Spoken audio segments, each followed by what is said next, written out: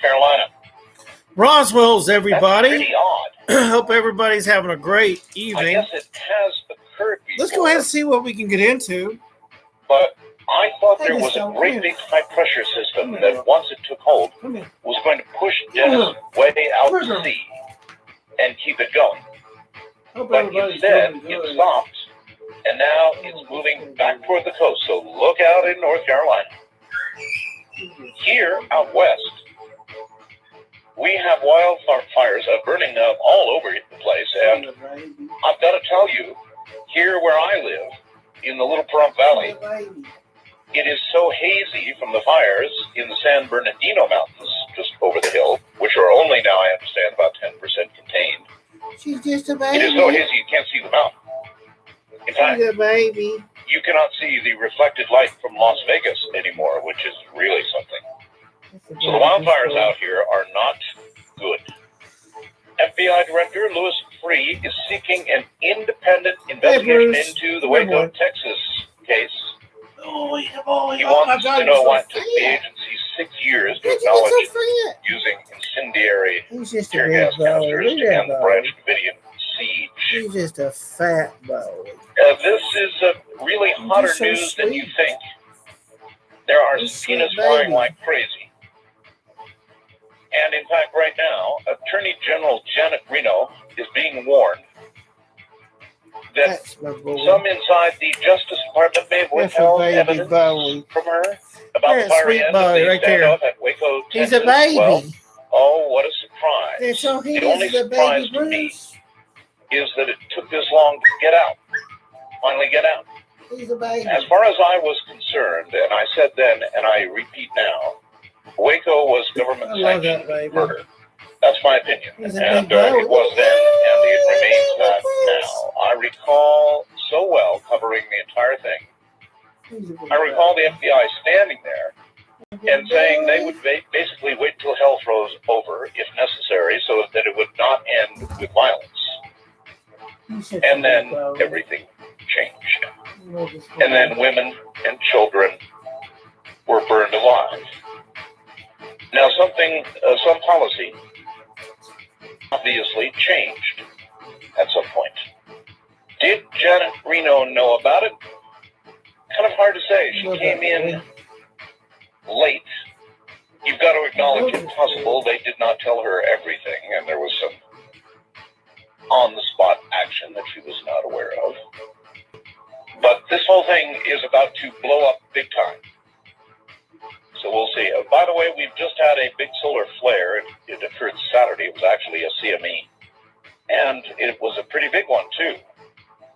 It occurred crossing the sun's southern hemisphere. And it should put on quite a light show. Should be putting on quite a light show. He's such a baby Bruce. Here's somebody who writes a kind of an interesting email. Art today. I've witnessed a half dozen birds, that's a half dozen folks, hit my sliding glass door. It is 3 o'clock in the afternoon as I write this, and in 4 hours, Well, hello and welcome to the stream. 6 birds have run into my window. This rarely happens in the same month, much less the same day, much less 6 times today.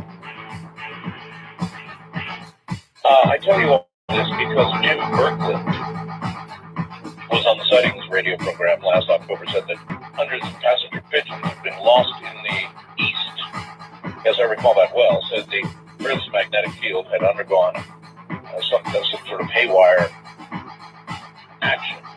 And this may be occurring again right now. You remember we talked a little bit about transplant of heads? Well, I've got a story here that will rock you back on your heels. They're about to begin transplanting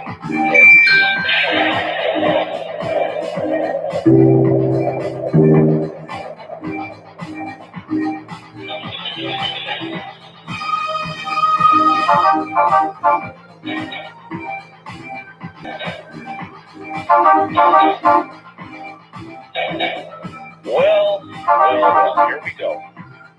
A leading brain surgeon has unveiled plans to to perform the first human head transplant. The operation, already carried out successfully on dogs and monkeys, would initially cost about 800 pounds. That's English. Among those who could benefit are quadriplegics with conditions similar to that of Christopher Reeve, the Superman actor who was paralyzed after a fall from a horse. Tragic. The operation may also appeal to rich people with terminal illnesses.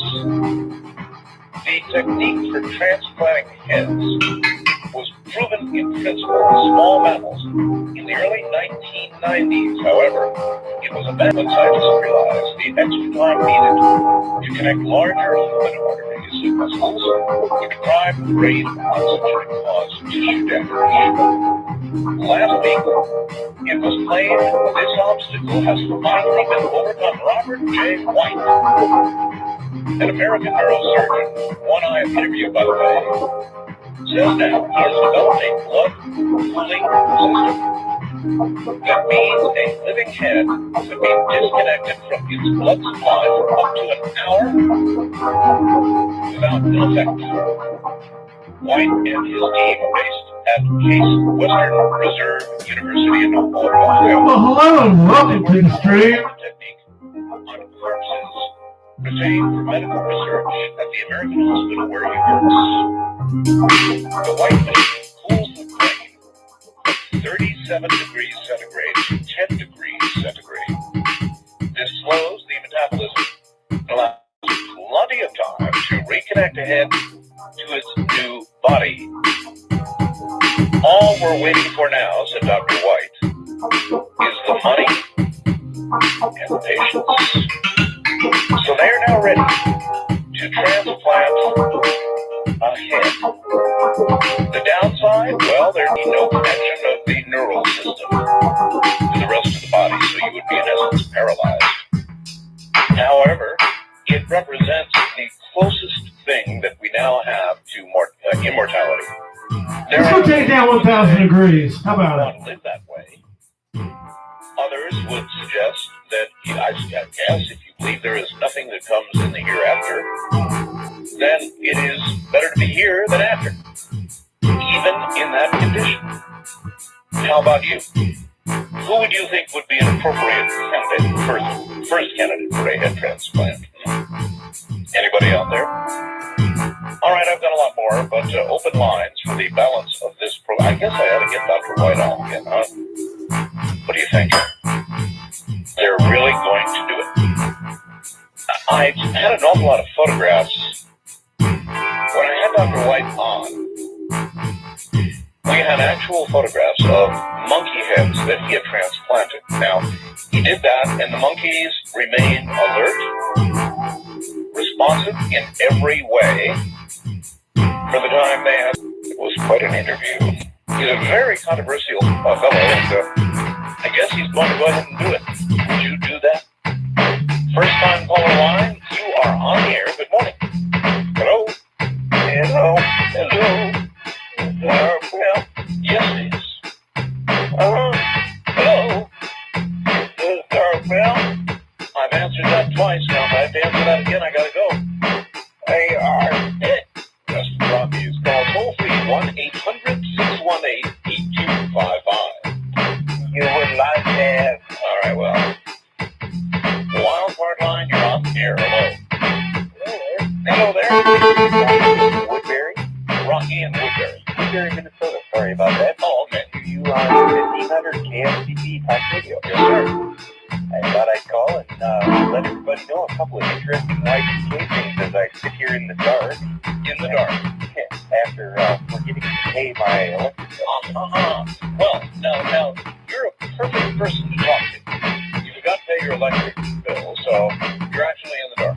Yeah. And it's kind of like a big casket, isn't it? Oh, a little bit, because I do have this one candle here. You have a candle, and your phone works. Right. But that's about it. That's about it. Unfortunately, we didn't have much food in the fridge. I see. I guess this... Well, at this point, yeah, there's a few dry things around to eat. So, what I saw today my bank has put a generator the size of about a half of a semi-trailer hooked up directly to the main gas pipe. Outside, that is the St. Paul Postal Credit Union. Really? Yes, sir. And did you ask them about it? I have not. Why don't you do that? Why don't you go in and just ask the manager, hey, what's the generator for? That's really what I was wondering, and I would like to do that, and I think I will. I'm going there tomorrow morning anyway. All right. Well, that's right. You're probably going to get some money out to go pay your bill. Yes, sir. Do me a favor and call me back and let me know what they say. I will do that, and I have one other thing. Sure. The Easter Insurance Agency just sent me a letter last week saying that they will not be responsible for any lapses nor any quote-unquote act of God things that might happen from any Y2K related. Well, hello and welcome to the stream. Go ahead and put your hands up. They call it an act of God. But Y2K is an act of man. Indeed. So somebody may have to thrash that one out in court. Meanwhile, it sounds like they're telling you to watch your keister. If they are. Hey, thank you very much for the call. East of the Rockies, you're on the air. Hi. Hi. Turn your radio off. Okay, number one. All right. Good. Cool. Is this Art? Yes.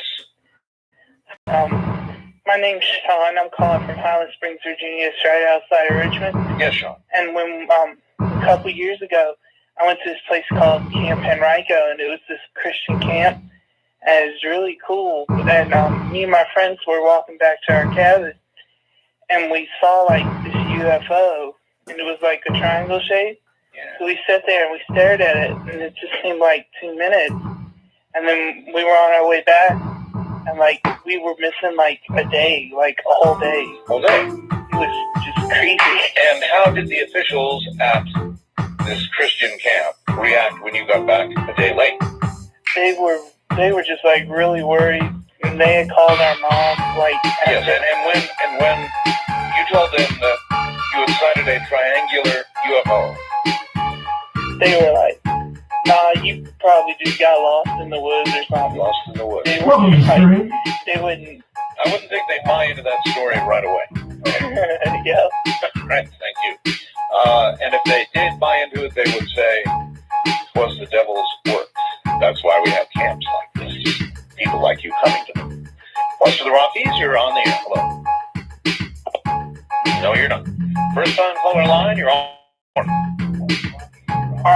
Yes, turn your radio off. What did? Okay, well, you gotta turn your radio off, folks, or I can't talk to you. Wildcard line, you're on the air. Yeah, this is Dan in Idaho Falls. Hello, Dan. I have an update on Supernova. President Clinton has finally taken me seriously, and he's attending a long briefing, several days long, right now. Taking you seriously? Pardon? You talked to the president? He's attending a briefing by... yeah, but I mean, how did you get your information to the president? By mail. By mail? You wrote him a Mr. President letter? Well, sort of like that. I've given him 2 solutions. Has he responded to you? No. Then how do you know that he's reacting to you? He's attending my briefing right now. Where is your briefing? It's at an undisclosed location. So the president he's actually had to sneak away to listen to what you've had to say. Yes, he was on vacation, and now he's snuck away from that. You don't think we believe that, do you? I mean, look, I'll tell you what. Do something for me. Yeah. Put him on the phone. I'm not doing the briefing. Well, you just said it was your briefing. It's my information that he's being briefed on, but I'm not doing the briefing. So you can't put him on the phone? No, he's not. How about Hillary? Can you put on Hillary? No, I don't think so. No Hillary. All right, well, I don't know. This gentleman talks about a supernova, and then he thinks our sun is going to go to a supernova. And says the president is now attending his secret briefing. Anybody know where the president is right now? He's not at a briefing. Is he a secret briefing? Stay right there, and we'll be right back. From the high desert, open lines, this is Coast to Coast AM. This is for your network. That was ROswells Coast to Coast AM on this Somewhere in Time. ROswells Somewhere in Time.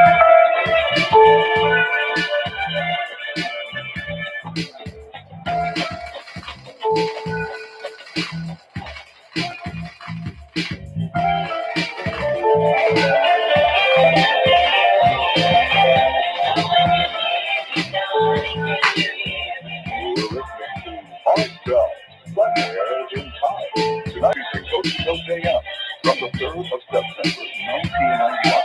Now, one. Is Alma.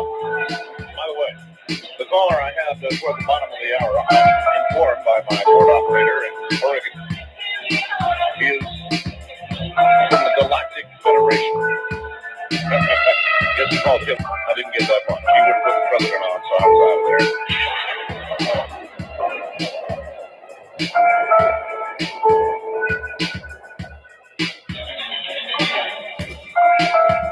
ROswells Everybody. Welcome to the stream.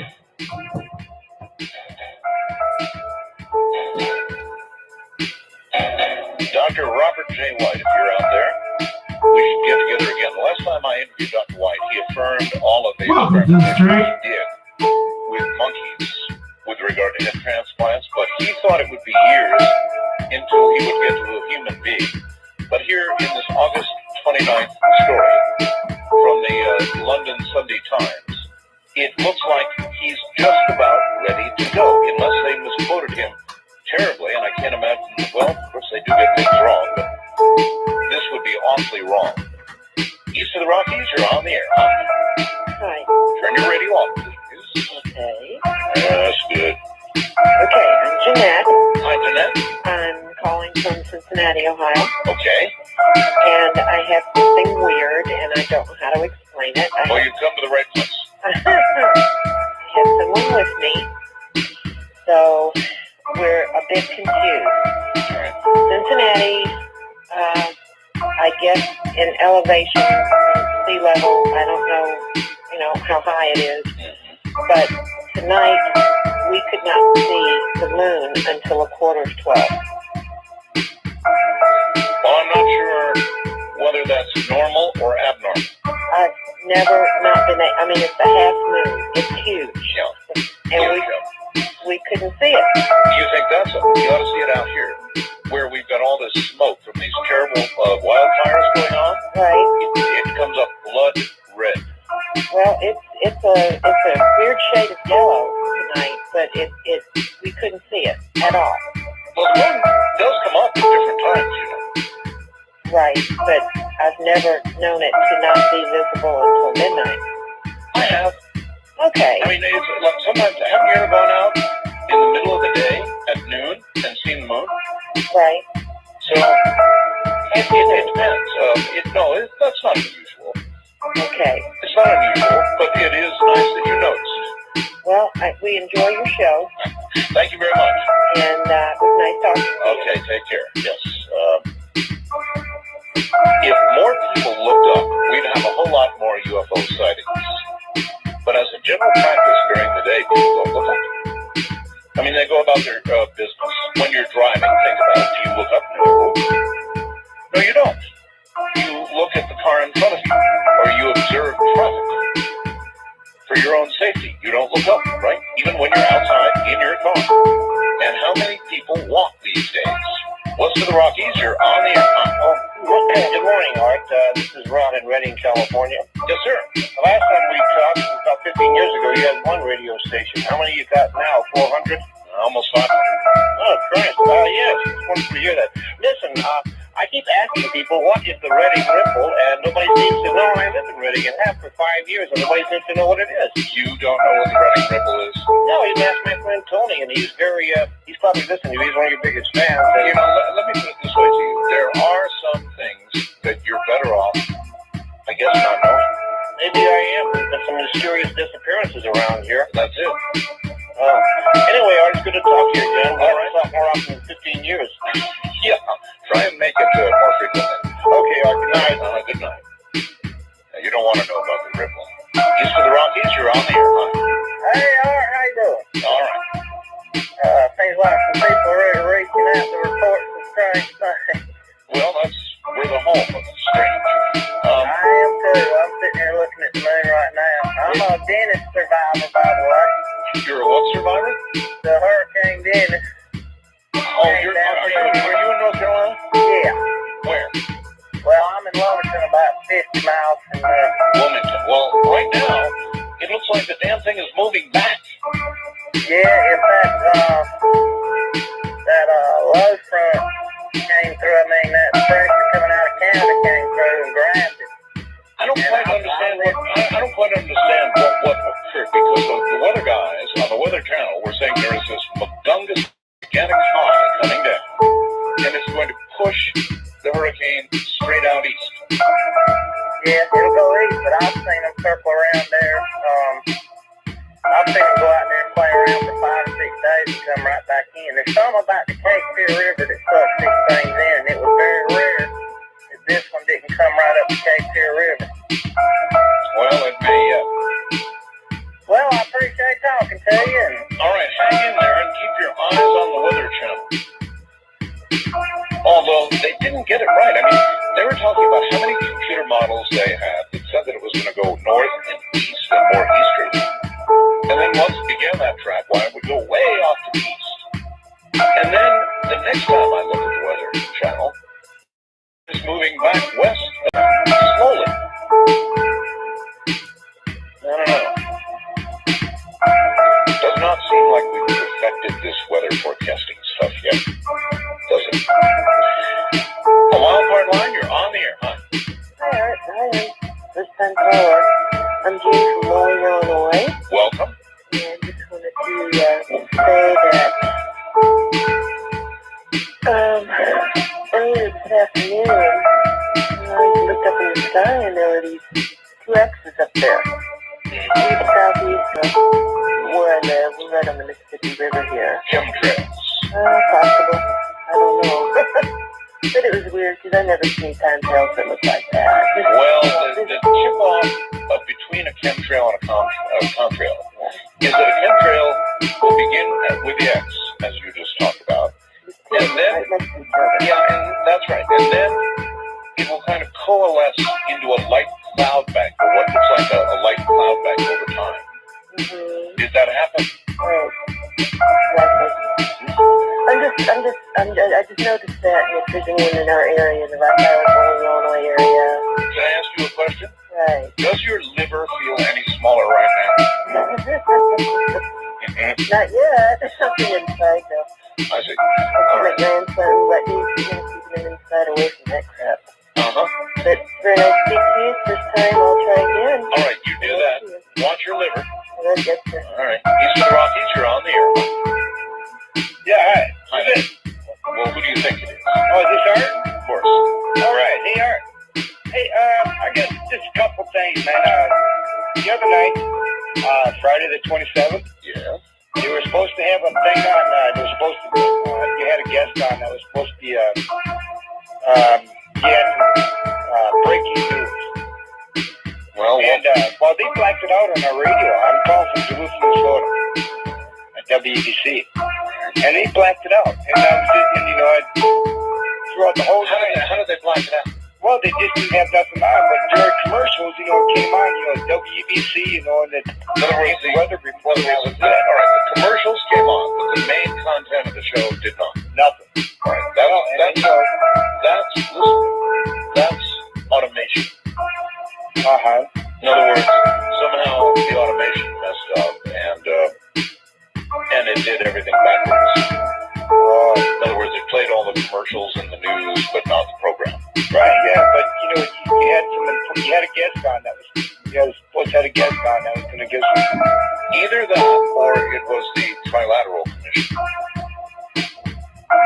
Yeah, is that the government? I don't know. I mean, which would you be more likely to believe? It was the government. They didn't want us to hear. So you'd more likely believe that. Yeah. All right. Well, thank you very much for the call.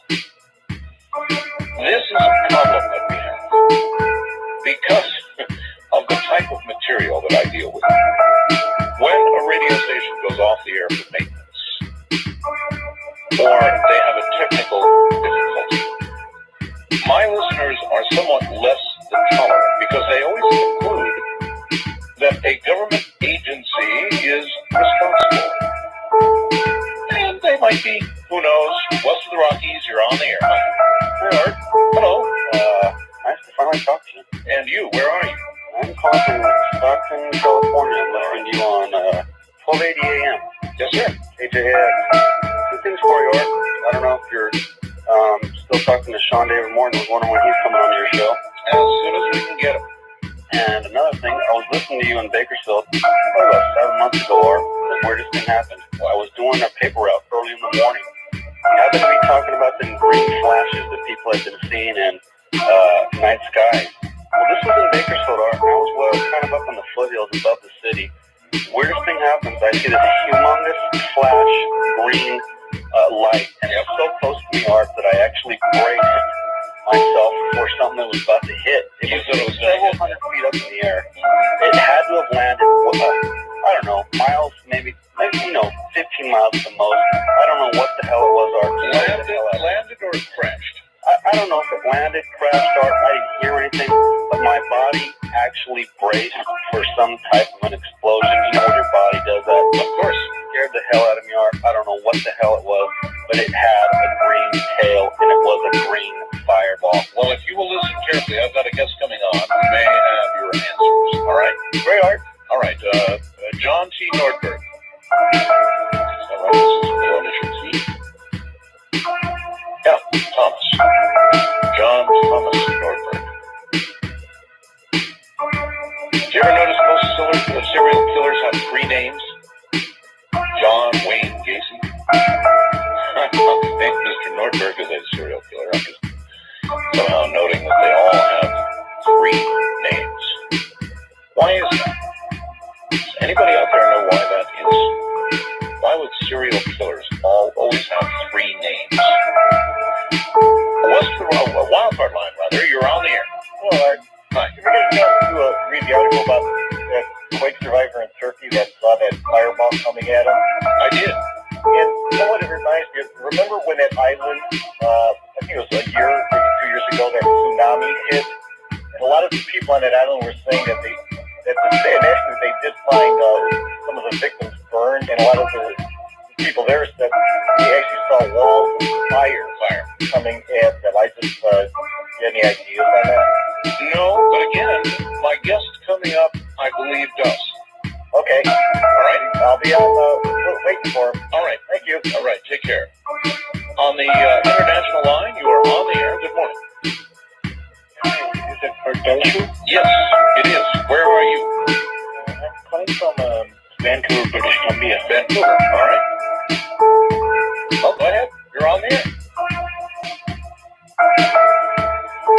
Sure. Yeah, hi. This is Sunny calling from Vancouver. Right. I was wondering, you had this guest on, this caller on last week from Massachusetts. I think from Boston. Yes. And he said something, and then you put on some commercial. I was wondering, do you have any word on that? No. No. He would like to be a guest, is what he wanted, if that answers your question. And I'm not sure that he's really qualified to be a guest. In other words, he's not really an expert in anything. He's a sightless man, and I've been talking to him for some time, and that's what he wanted, to be a guest. Okay, that's what I was. Lots of contrails here in Vancouver, actually. Really? Yeah, in the past few weeks. Now, Yeah. a contrail is a contrail. Are these different than normal contrails? Well, sometimes they are sort of zigzag or in circles. Sometimes during the morning, early morning. Yes. I took listen on the air, I tell you what, I took a photograph not long ago of a contrail that was really bizarre. It was like little O-rings, little puffs of something or another. And what I think it is some new type of propulsion system. And here's an article that might back that up, right? From the deserts of California to the panhandle of Texas, civilian observers have reported intriguing hints that the Pentagon may be testing one or more super secret aircraft, including perhaps one with a revolutionary form of propulsion. They say they have photographed contrails shaped like donuts. Ta-da. Actually, the quote is donuts on a rope. Seen delta-shaped aircraft with unusual lights and heard engines that pulse with enough force to make walls quiver and sleepers awake. There is speculation the craft may include next-generation spy planes, either manned or unmanned, capable of flying several times the speed of sound, matching or exceeding fastest planes to date. But what caught my eye was contrails shaped like donuts on a rope. And by the way, that's from Newsday. West of the Rockies, you're on the air, huh? Hey, our brother, Danny from Blacksburg, Oregon. And what's new, Andy? You know how you're saying they were changing different heads to different bodies? Yes. Does that mean there are souls in the mind? Well, they're not going to know that, Andy, until they I thought you said they did something like transfer that. ahead. Well, they did it with monkeys, Andy. Oh, they did? Not people. And many who would argue that monkeys don't have a soul. Now, when we get around to human beings, we'll find out. Yes. But you know what? How do I know I've got a soul? Now, there's something. How do I know that I've got a soul? And if they were to sever my head and attach it to another's body, and other than the fact that I could not move my limbs, I felt exactly the same. How would I know whether I had lost my soul? Wildcard line, you're on the air, huh? Hello, Art. Yes. Hey, I know you're a radio guy. This is Mike in Tucson, KNST. Yes, Mike. On your own time, who do you listen to? I listen to a lot of people. I listen to Ray Taliaferro sometimes up in San Francisco. When I'm able to, I listen to Phil Henry, who's a crazy man in Los Angeles. I listen to a whole bunch of different people. I haven't heard of those two guys, but No? no. I was just curious who you listen to, Liddy or Limbaugh or... Oh, I see. Yeah, I will listen occasionally to Rush. Not as much as I used to. And I haven't heard Gordon Liddy in a long, long time. How's he doing? Oh, he's all right. I listen to him a couple times a week. Well, there's your answer. Phil Henry is a very interesting guy. He will occasionally, actually very recently, he'll parody me and my program. And actually, Phil does an incredible job.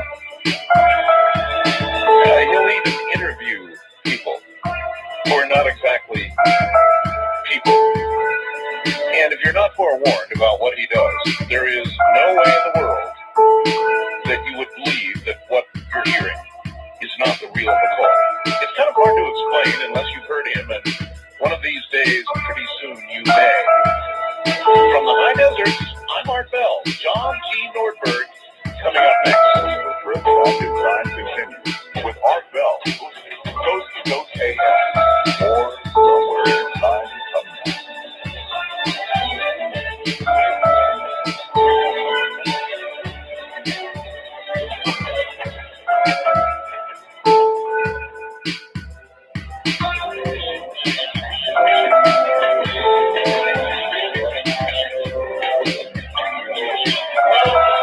Premier Network presents Art Bell, Somewhere in Time. Tonight featuring Coast to Coast AM from September 3rd, 1999. Good morning, everybody. Coming up, Albert Taylor, who has been a NASA aeronautical engineer with nearly 2 decades of experience working on satellite systems for the space program.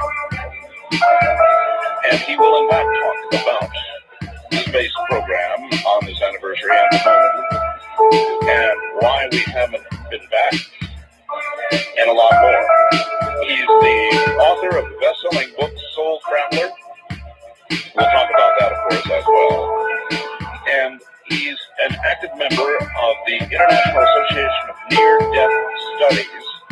I didn't know about that one, so obviously that's a road we're going to go down this night as well. So all of that coming up. To repeat a very sad announcement for you, Father Malachi Martin is near death, folks.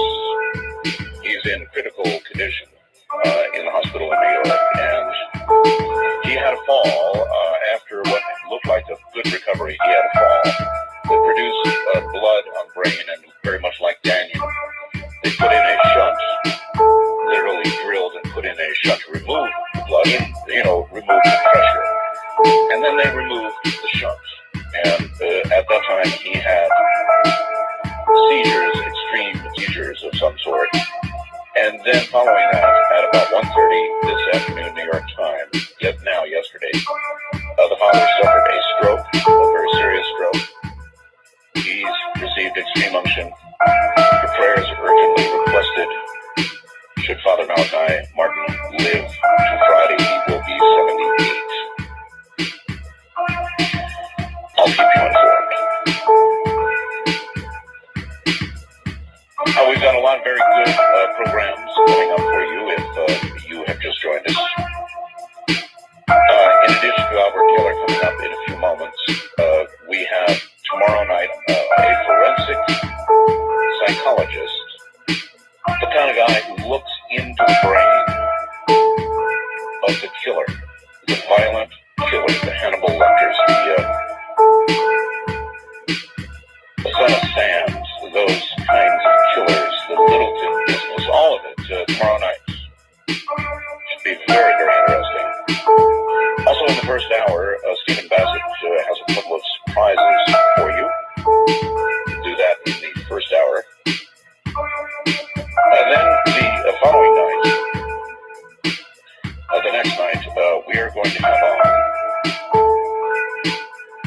on the former CEO of US Web, Joseph P. Furmich, who also will have some pretty big surprises for you. As a matter of fact, I heard from him just a few hours prior to airtime.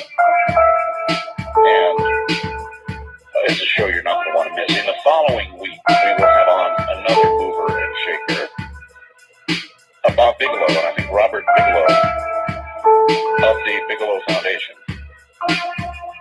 Both these men have done a lot of behind-the-scenes funding of very serious research. Bob Bigelow has never, to my knowledge, done a radio interview. This will be his first. So, a lot of things coming up, more than I have time to tell you about right now.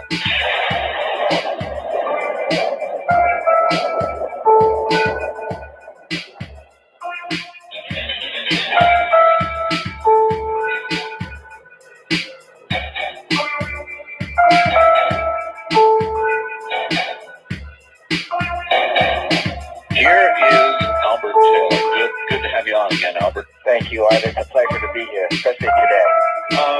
It is a good day for you to be on, since you were with NASA for 2 decades, working on the space program. It's good to have you back. Everybody's been talking about it all day long. It's been on CNN and all the networks, and the big celebration, all the rest of it. But the big question, really, Albert, that everybody asks, including my callers and myself, it's been 30 years. Right. What the hell? We haven't gone off the planet, save circling it in the shuttle at low altitude.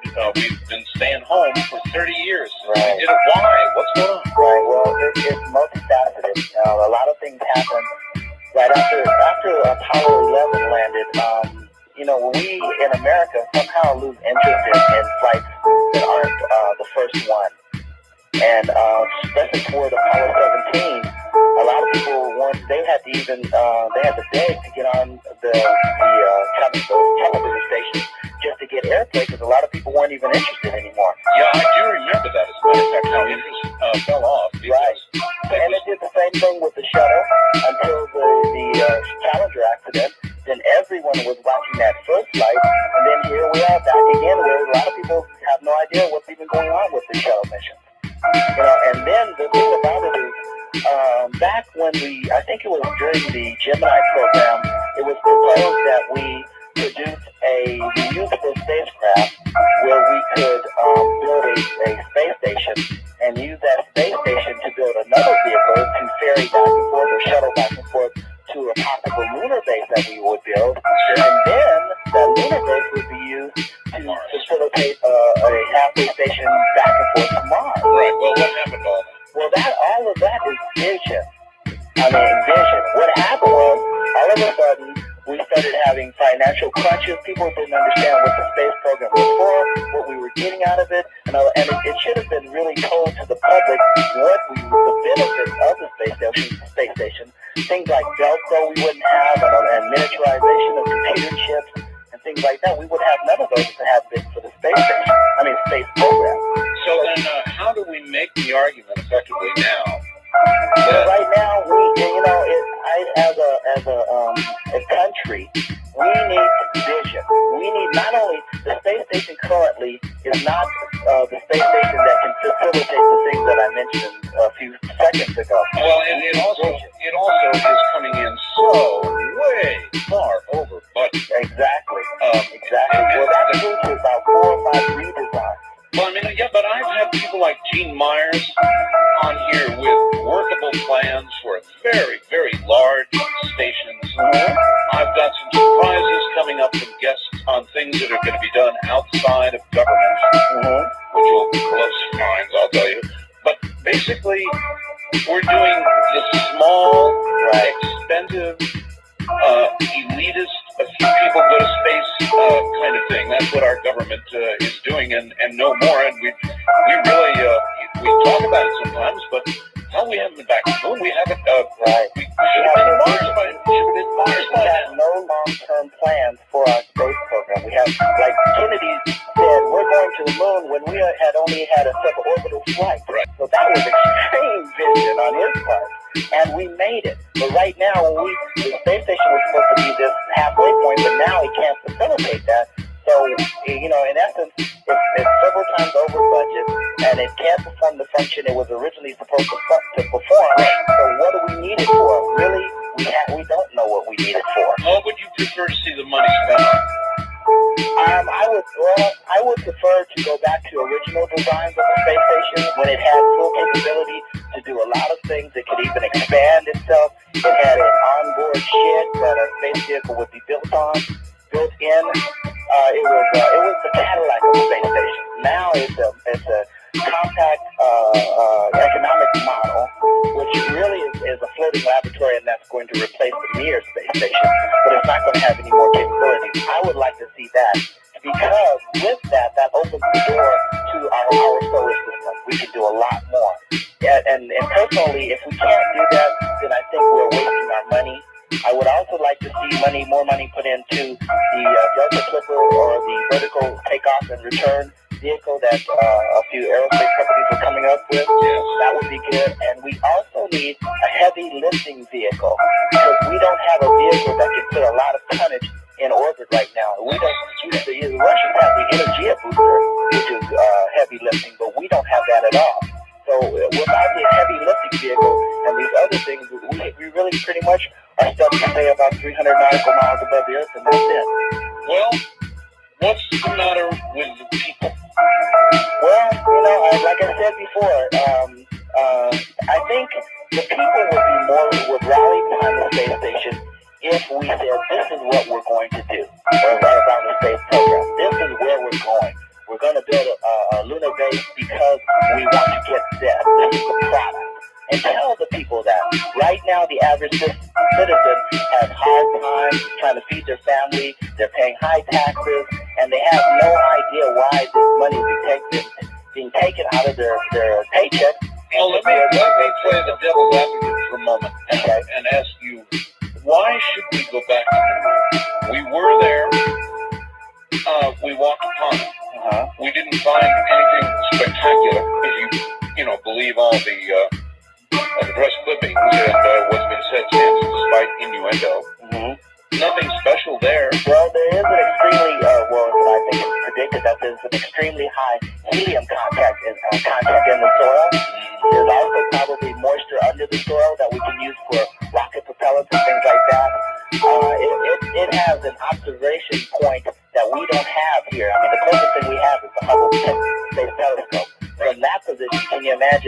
mounting a telescope on the moon, doing some research from that standpoint.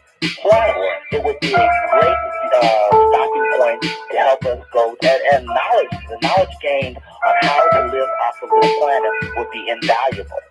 It would be so useful to help us make that journey toward Mars and actually colonize Mars. You got to start somewhere, and the moon is the closest neighbor. It won't cost us as much time and money as it would to go to another planet, and the information we would gain would be just invaluable. Could Mars be terraformed? With the technology that we have today, I would say no, but yes, with future technology capabilities, I would say yes. But see, to terraform Mars probably would take a lot of generations, maybe even thousands of years. So we've got to change the atmosphere. We've got to get chemicals into the atmosphere that are not going to release certain gases. They're going to reflect it back in, and eventually start to go. The atmosphere is very, very thin right now, and it would have to double or even triple. Well, hello, welcome to the At stream. one time, Mars had great amounts of surface water and atmosphere. Right. Where'd that go? Well, something happened to the atmosphere. Something similar to what's happening to our atmosphere. The ozone is opening up. We're losing. Our atmosphere is turning to at least some people are predicting the greenhouse effect. So we don't know if Mars was ever inhabited or if it happened naturally, but something happened to its atmosphere. It slowly started losing it, and it became thin, and then lost pressure, which is... Well, hello, welcome to the stream. You went there, your blood would boil because the pressure so thin. So I don't know exactly what happened, but something did happen to change it, and we need to be very aware of that and even study it. That would be another important reason to go there, so that we don't allow that to happen to our own planet. It's a good point. And there certainly are changes going on here on our planet. Ecological changes that are astounding. Changes, as you point out, in the atmosphere, the upper atmosphere, the ozone, all of global warming. It appears our weather is certainly changing.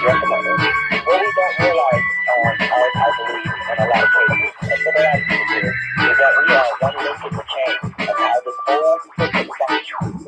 And if that link becomes weaker or more dominant than others, and the others put more stress on the other link, then the chain is going to break. I wonder how really small our margin is here on this planet. In other words, the planet itself is always going to be here. It's whether or not we're going to be here on it. And that's very true. And how many degrees of temperature difference would determine that, I wonder? Well, we have certain parameters that we as humans can exist within. Plants and some insects have parameters that are beyond what we can. Like, I was amazed that after the forest fire, there were still insects that would come out of the ground and survive the intense heat that we can't. So, if those parameters, meaning temperature and oxygen content and things like that, begin to shift, it becomes thinner, then of course a lot of people, what's going to happen is it won't be catastrophic can happen overnight, but people will slowly start dying of certain illnesses, especially cancer, when the ozone layer begins to deplete, things like that, and the population will be reduced. Now, whatever happened to the dinosaurs, that's kind of the same thing that happened to them. Their population was gradually reduced until extinction. Yeah, I don't know if there's a point of no return. I would hope that we haven't gotten there yet. I would hope that it's not an endless chain of repetitive life and extinction in life. And I want to think of myself as something more than somebody's future WD-40, Yeah, I wonder about that too. Is this just the ebb and flow of this particular, dirt ball floating in space, where life wants to come up, become very civilized and advanced, and then somehow either destroy themselves or destroy the planet till the planet no longer supports them, and then the planet goes back into a recovery mode? Well, there are many mainstream scientists now who think that may be exactly the case. And you know what? If you look at how many species have been on this planet and that are now extinct, which I think it's like 90%, then there is a probability is that it's exactly like that. But the one thing we don't know about ancient civilizations as much as we'd like to, but the one thing we do know is we do have capability and technology and free will that we don't have to let it go that way if we spend time to understand how it functions. Well, there's a lot of people struggling at the cutting edge trying to do exactly that right now. Whether we win that race or not. It's going to take planetary awareness and action, not just talk. Action. I mean, there's some things that I love that I have, or that you may have, or something like that, that maybe you're causing this damage, over. That we might not even be aware of. Right, so we may have to give up some things that we become very, very comfortable with. Albert, hold on. We're at the bottom of the hour. We'll be right back. The wind, the rain, and the change. This seems fitting, doesn't it? Listen carefully. This is Premier Network. That was ROswells Coast to Coast AM, somewhere in time.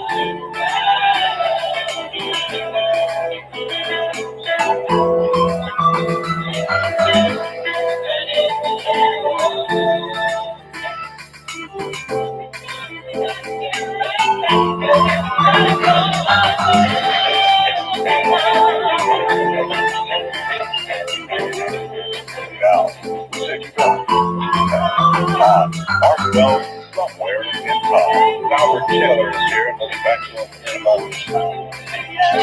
This was a very short UPI article that ran and then did not run at the end. A reporter from the Vineyard Gazette newspaper told WCTV TV in Boston that he was out walking Friday night just about the time of the crash and saw a big white flash in the sky off Sylvan Beach. Well, hard to say whether there's any relationship or not, but that does appear to be some eyewitness testimony. Guess we'll know in the next couple of days if and when they make recovery of that airplane. All right. We're going to talk for a second about radio, because that's my favorite subject of all the world. Radio. It's the best medium there is. You know what? I've been offered more than 13 television shows in the last 6 months, and I turned them all down, every single last one of them. Big ones, some of them really big. And it's because bless your hearts out there, and I watch it, but I don't like being on TV. I just don't like it. I love radio. I have a true, honest, abiding love for radio, and I don't love TV. No disrespect to any of you TV folks out there. It's a very powerful medium. There's no question about it, but it's not mine, and I don't wish it to be.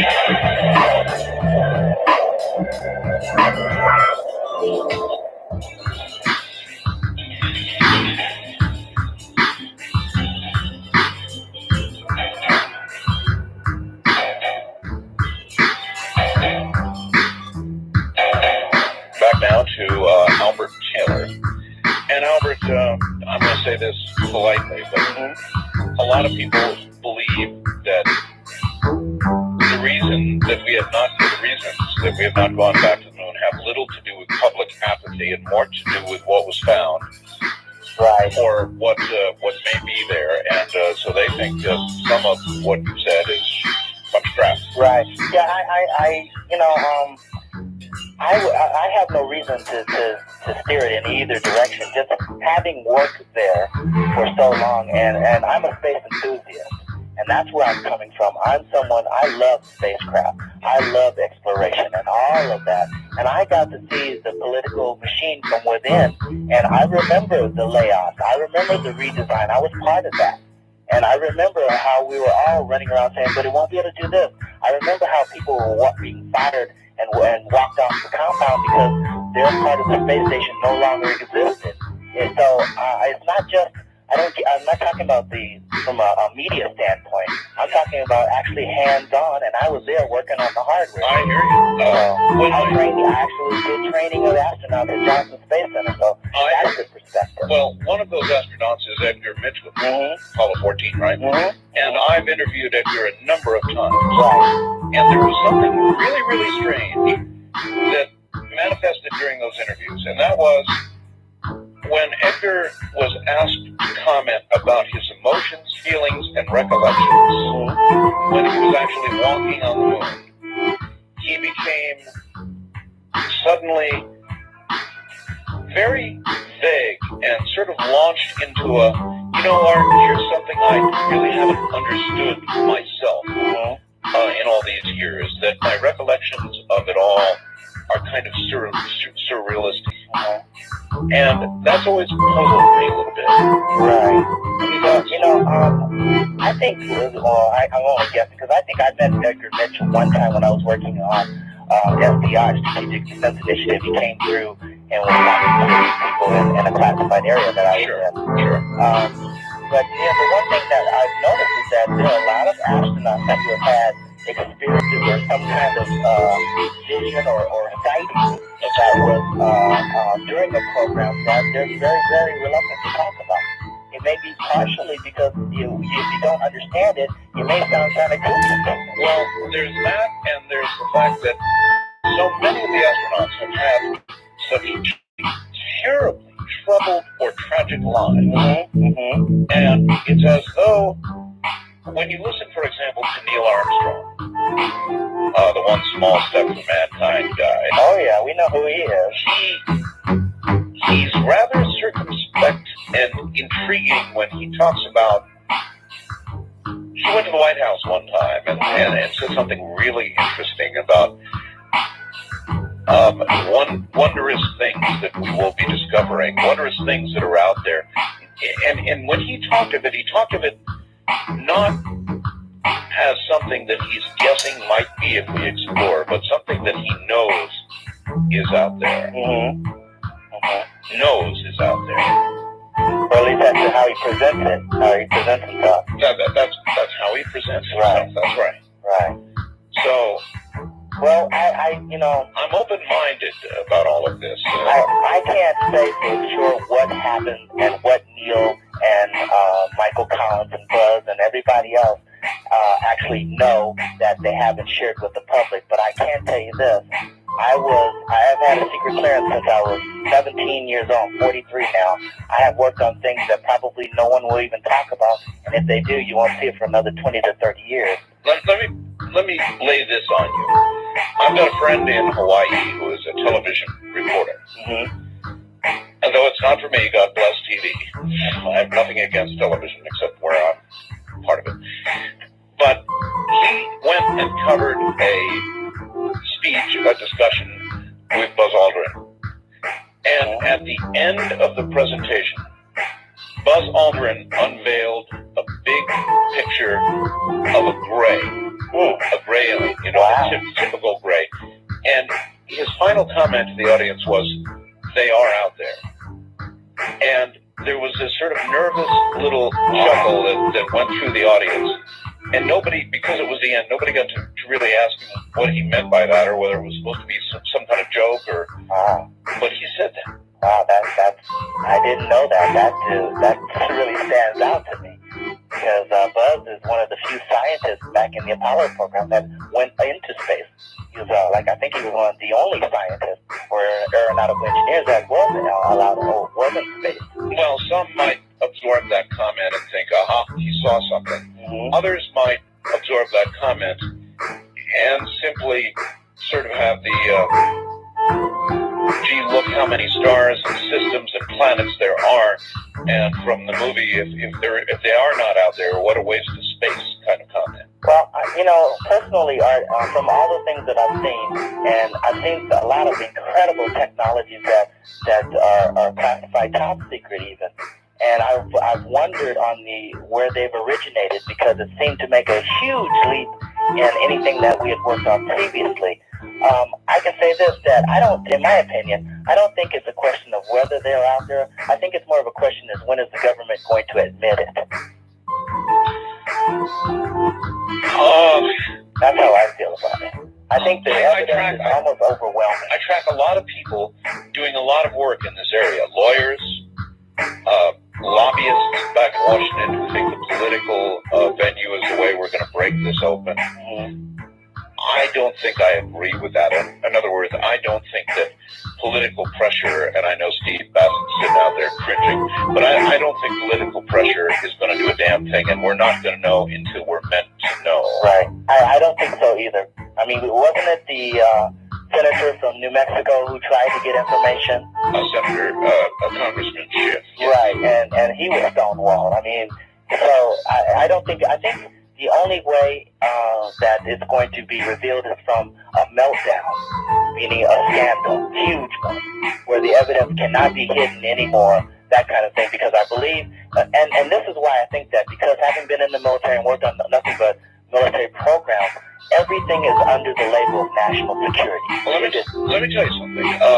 NIDS, which is financed by Bob Bigelow, recently did a study and asked a high-end percentage of the public, a big survey with a very small error margin. They asked people in the survey, if there's extraterrestrial life out there, do you think the government would hide it? The answer came back, 8 out of 10 said absolutely. Yeah. And hardly any survey that you run, short of the one about George Bush right after the war, right, gives you that high of a percentage ever on anything. Well, it makes perfectly good sense. If you think about it, let's just simplify it a little bit. Now, you have an island where their most effective weapon is the bow and arrow. And all of a sudden, a whirlwind, for some odd reason, a plane crashes and the natives on another part of the island find in the wreckage a machine gun. Right. Okay? They're not going to tell everybody, the other natives, that they found this incredible thing. They're going to figure out how to use it, how to make more of them, and then they're going to use it to sustain or take some type of control over their little piece of the island. I think that's what we would do, and I think that's what we have done, is we're trying to maintain national security and control. And so you're really, then you are saying that our little piece of the island, in this case the United States, if it possessed this kind of technology, would be back engineering like crazy. Oh, yeah, be doing all kinds of things with the technology, but sure as hell not telling the population nor the world about it. Right, because when you tell the American citizens, you're also telling the enemies of this country and people who would do us wrong.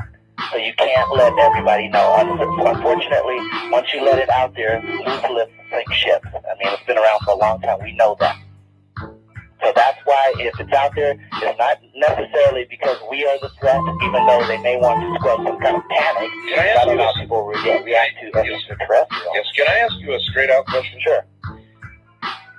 And if you can't answer it, then I'll take my answer from that. Okay. If I can't answer it, I'll start talking about my book. Since you had Secret Beyond clearance, were you or are you aware that anything that we have just been discussing is more than speculation? Based on my experience or just... Yes, direct knowledge. That's a difficult one to answer. So where can they get your book? My book is available in all the bookstores, Amazon.com, Barnes & Noble. It's called Soul Traveler, folks. Soul Traveler is available nationwide. It's even in the libraries. So if you don't have any money, you can read it for free. It's not about that. What's really important to me is the message within the pages, because I'm sharing my description of what has happened to me, and which has changed my life on a spiritual level that I never, ever dreamed possible. Well, one thing that, of course, everybody would be curious about is how you go from being a hardware guy, an engineer with NASA for all those 2 decades, and make the giant leap for mankind into the metaphysical. I mean, how do you do that? It's real simple, Art. It's called midlife crisis. No. No, I've been having some strange... I was still training astronauts at Johnson Space Center when these things started happening to me more often. They used to happen about once a week. But about 7-8 years ago, I started having some strange nocturnal experiences that really scared me. And I started keeping a diary. And they were related to, like I've mentioned before, a superstition that's been in my family for a long, long time, and that has to do with night paralysis. where you wake up in the middle of the night and you can't move, but you can see. That's how you and I met. That's how I started writing this book, because I was having these episodes not only once a night usually, but sometimes 3 times a night, and they were scaring me so bad as a grown man, I would literally stay up all night long, afraid to go back to sleep. That's how I got into it. I feel like I was kicked or thrown into it rather than something that I consciously wanted to explore. All right. When this paralysis, and many of us have experienced that at night, began, it is damn scary. So you wake up in a sweat. It's awful. How did you learn to begin to control that? Well, I had a lot of opportunities. Especially in one night, I got a chance to experience it 3 times. So it wasn't like one night and then a week later. I was having a nightly basis, and then what happened, this was happening by itself. And so, as being a researcher, I wanted to know if there was something physically wrong with me, neurologically, or something or psychologically. So I started going through the process of elimination, and I stumbled upon the reason why it was happening more often than not. And what I did, the way I stumbled upon that, is because I just started duplicating what I did on the night that it happened by itself. And when I did that, when I was able to find this thing, which has to do with interrupting your sleep pattern, I was able to experiment with it a lot more than just waiting for it to happen. And when I was able to do that, that's when I got a little bit braver, and I realized that I was safe because nothing happened to me. And then that's when I got the courage to start exploring this and to find out what it really was. Now, I know that you called your book Soul Traveler. Are you really sure that it is our soul that's traveling? Well, if I was sitting in your living room and you and I were just having coffee, and you said, Al, do you really believe in this stuff and what's really going on? I would have to say, Art, I never in a million years would have believed this 7 years ago. I would have thought you were nuts if you had told me I was talking about this, or even that this was something that was real. But I can tell you, after having all of these experiences, and I continue to have them, and they build upon each other. They're not isolated. They've grounded my understanding of this phenomena and who and what I am. I have to tell you one-on-one, Art, yes, I am thoroughly convinced, 110%, that we definitely have a soul, and it can operate independently of the physical body.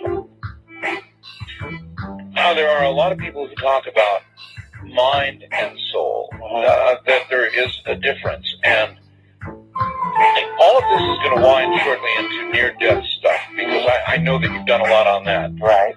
A lot of my friends have died and come back. Yeah. A lot of people say that when you sleep, you experience a little slice of death. Death each night.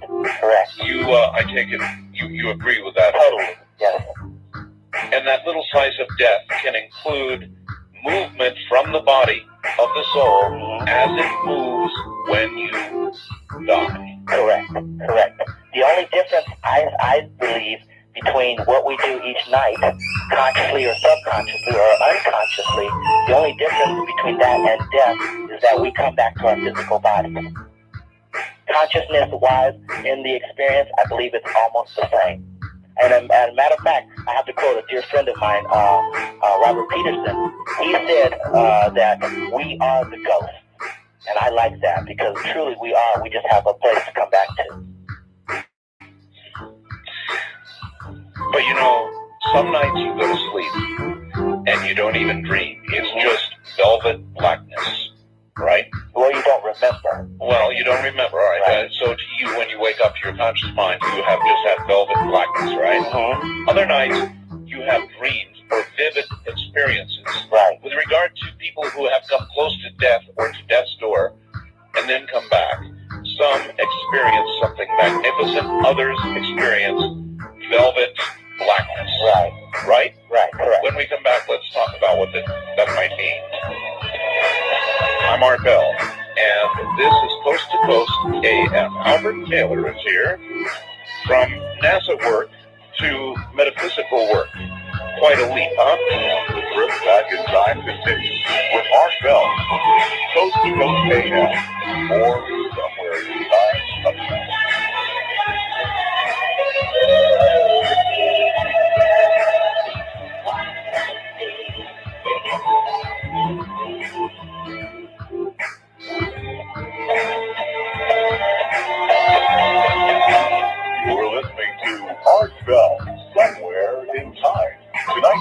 Coast to Coast AM from the 3rd of September, 1999. All right, and I am reminded by the man himself, Dick Allgire, and that's not the way to pronounce it. I know it's Allgire, who is a news anchor in Hawaii.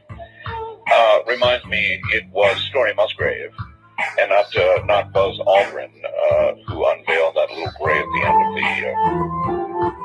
of the talk that he gave in Hawaii. So sorry about that. It was Story Musgrave, not Buzz Aldrin, but the same questions apply and the same intrigue applies. Sorry, I got the name wrong. And this is worth noting. For your consideration, there is coincidence, and there is, and then I don't know what else there is. There's coincidence, and I have somebody who sees a lot of coincidence this last weekend, leading up to today. When you consider the 30th anniversary of Apollo 11, JFK Jr., Chappaquiddick, and for that matter, JFK Sr.'s decision to send men to the moon. There's a lot of synchronicity and coincidence, some of it rather unhappy, with all of that. And I don't know that it means that it adds up to anything, but you've got to admit, it's thought-provoking.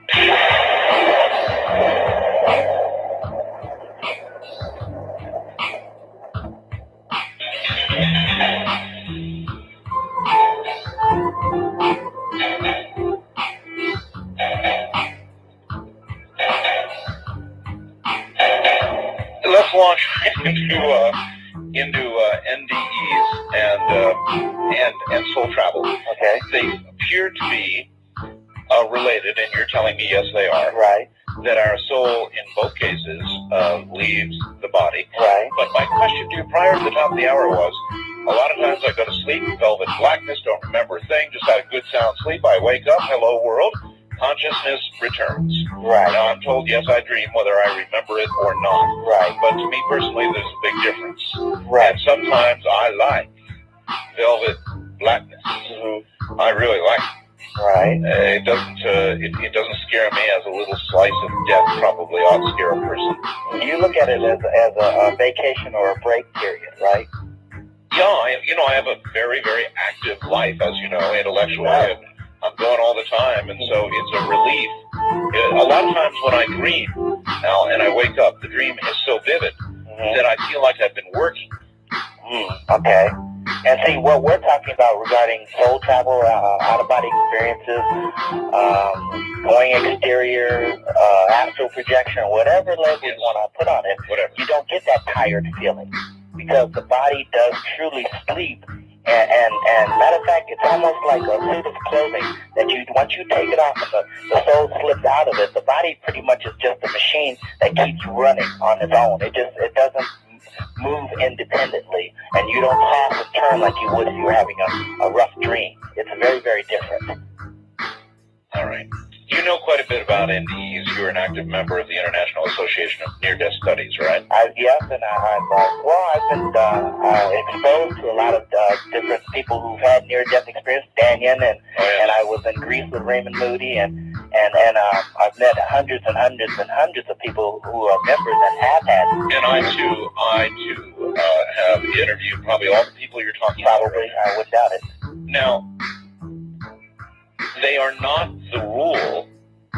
They are the exception. Right. And people don't really understand that. In other words, they're the exception. They really are. Yeah. When you survey people who have had arrested lifetimes, more than not, they don't remember a damn thing. It was velvet blackness. Now, right. There's a mixture.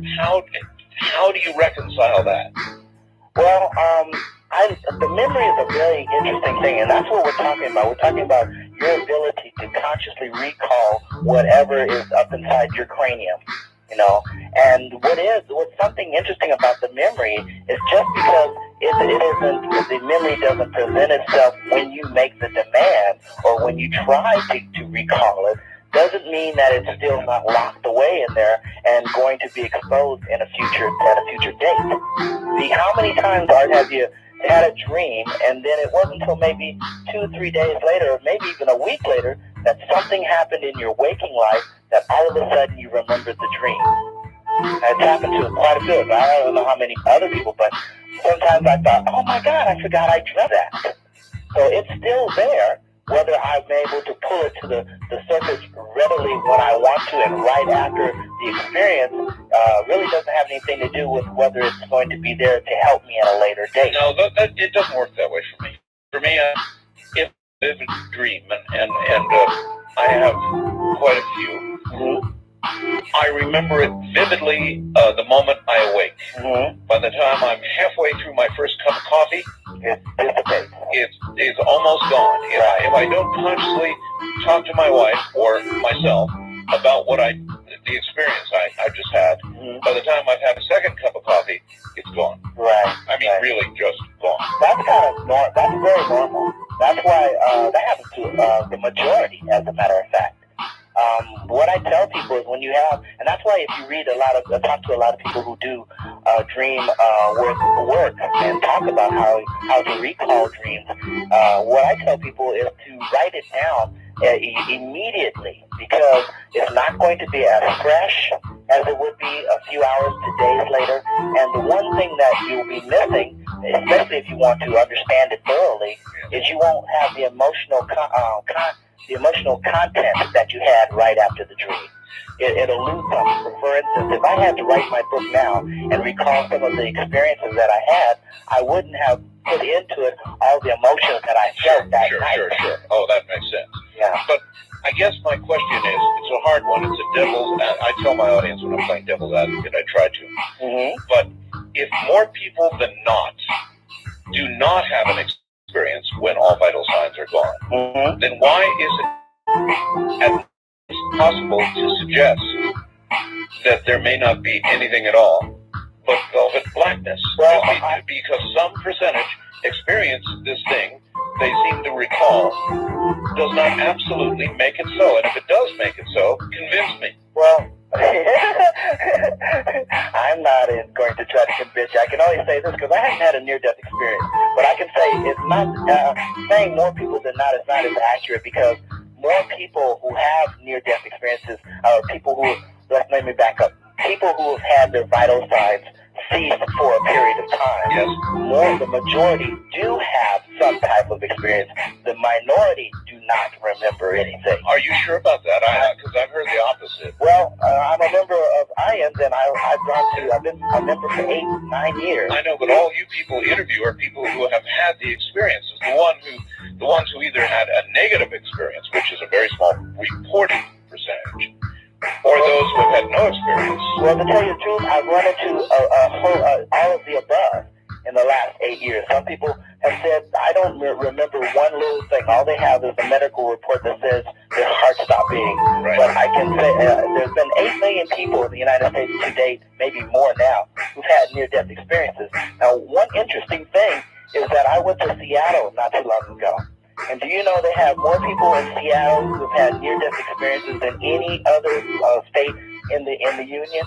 And do you know why? No, I don't have the slightest idea why. Well, more people in Seattle, more citizens have taken CPR than any other state in the Union. So more people have been brought back from the brink than any place else. Oh. So that's a great place to look at the percentage of, out of all those people, more people have had some type of non-physical recall of an experience than people have not.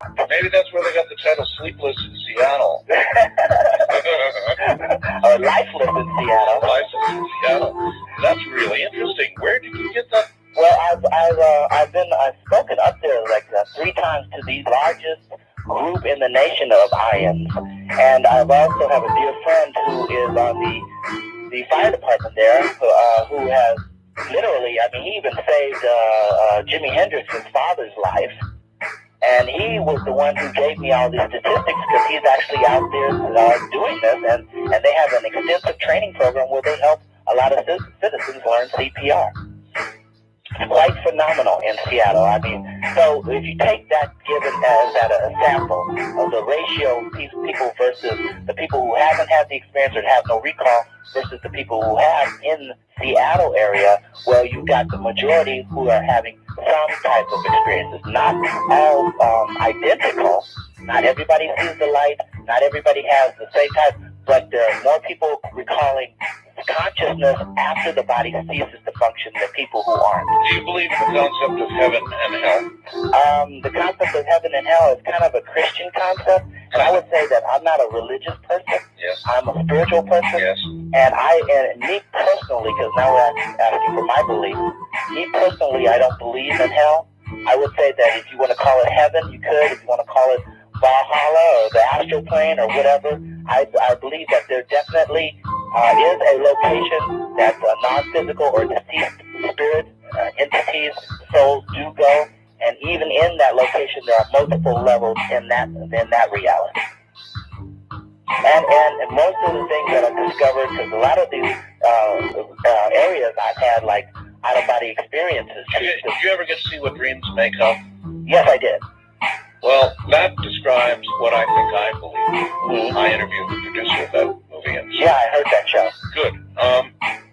Did you hear the NDE of Sarah? No, I did. You did. She was a young lady on her way home from church, volunteer work, who got hit and thrown, I don't know, 100 yards or some tremendous amount of, she was on a bicycle and she got hit hard, mm-hmm. and she died. Mm-hmm. You know, all cessation of motion. In fact, she's still not fully recovered years later now. But she went to a hellish place.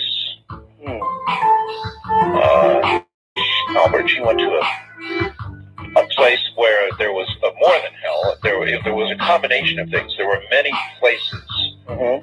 Sort of rooms. She would describe them as rooms, mm-hmm. where there would be thousands of tortured souls. Mm-hmm. She encountered a white light. She spent time with that. And then she returned. It took about 2 hours to unwind the story, but it was extremely convincing. And if you look at what dreams may come, it says basically that you judge yourself. Right. That I do definitely agree with. You do? Definitely. Well, I don't believe that God is going to be judging us like we were going to be judging ourselves. Yeah, it's not like the court case. Right. But, Albert, if you judge yourself, then surely there are those who will judge themselves not worthy of reward. Definitely. Definitely. And where they put themselves out. That's going to have a tremendous impact on your experience after leaving the physical body. Because not that has to happen, or that it's in the cards or etched in stone that it has to happen, but what I find, and I find this in the out-of-body experience, is that a lot of your thoughts can manifest into thought forms and experiences if you let them run amok. So if you have this belief that, you know, like in Dreams May Come, she had a belief that she had done so many horrible things, and that's why she was there, not because she was sentenced. Is because in that realm, you really have a lot of... When I asked you the question, though, I didn't ask you who sent you there. I just said, do you believe in the concept of? So, really, you do believe in the concept of? Definitely. Definitely. But I believe that it's not a permanent hell. You're not sentenced there, and you're not going to be there for eternity or anything like that. But yes, definitely, you can imprison yourself with your own thoughts and beliefs. Definitely. That's what makes sense. You can do that in life, though, and in death. Because a lot of people convince themselves of certain things here without any tangible proof and operate within a kind of a fenced life, so to speak. So you can definitely do it either way. It's about you. It's almost like this. I say this. We create our own realities in the body and out of the body. In a lot of cases. Yeah, I believe that. I believe that. And for some, they would not allow themselves. They know what they did in their life. They would be their own worst, harshest judges. It's like facing the hanging judge you never want to see yourself. Exactly. Now, if you knew that in the beginning when you were maybe stepping off the path, so to speak, whatever you may be judging yourself on, if you knew that it's not about someone else judging me or like the child doing doing something that the parent doesn't know about, and if they get caught, the parent's going to chastise them. If you knew that beyond a shadow of a doubt that it was going to be you that was letting you down, that would have a tremendous impact on whether you did something or not, or whether you stepped off the Then there's another thing. There's an unfairness to it. Those who have had NDEs, you know Daniel very well. Yes. Well, prior to his NDE, he was one son of a bitch. Right. Right? Right. Self-admitted. He'll tell you that. Oh, definitely. After his NDE, while he still carries some of those same qualities, he did, in fact, drastically modify his life. And why should somebody have an opportunity to get a view of what it's going to take to end up in a different place while others do not? How can that be explained? In other words, the mass population never has an NDE, never has a full life review, never judges themselves and gets a second chance, in effect. Most of us do not. Well, I look at it as differently, because I look at it like this. If I hadn't had an out-of-body experiences or had these experiences all my life, I think my particular soul is so stubborn and so fixed in its views and things like that, so it's going to take something like that for me to change. And unfortunately, maybe Daniel's spirit is so hard-headed that it takes a near-death experience to open him up and really make him an instrument to share this with many, many, many people. Well, that's a good answer, I guess. But it still seems... I wouldn't have believed it, Art, if this hadn't happened to me. You could tell me all day long. I would not have believed in any of this. The experience is what convinced me. Just like you and I were talking about this at least a year or two before you had that experience in Paris. Yes. And up until that point, it was interesting conversation. Interesting conversation, but now it's a part of your reality. Or it was. Only to a degree. In other words, I have no question what happened to me in Paris. I was out of my body. I was up above Paris. And there was still to this very day, no question at all. But there is one nagging question that I have. And you know what that is. And that is that, yes, I was out of my body, but I had a functioning, living brain. Right. And so, yes, I believe that our brains can do this, that we are capable of projecting, if you want to call it our soul, we'll call it our soul, or our spirit, or whatever. Yes, we can project that out of our living body, but that's all I can attest to. I can't say that that's as close to death as you're ever going to be, or that's what death is going to be like, or anything else, because, brother, I ain't been there. Right, exactly. I've only been up above Paris. Right. Now, I have to, when I started having these experiences, and I didn't know what it was, I didn't know the terminology, I hadn't read any of Robert Monroe's books or any of that stuff, I had to do this. I had to ask myself this question, and only this question: why would I have this capability? If it's not soul traveling or whatever it is, why is that happening? Why can my spirit, why can my brain project beyond this physical body? Why does it have that capability? Is it just something useless? Oh, no, that's a really good question. No, I don't think it's useless, and I think that is an appropriate question, and one that we're going to tackle when we get back. I'm Art Bell. This is Coast to Coast AM. You're listening to Art Bell, Somewhere in Time. Tonight featuring Coast to Coast AM from the 3rd of September, 1999. The hands are never cold. You got better days inside. Heard them losing fun.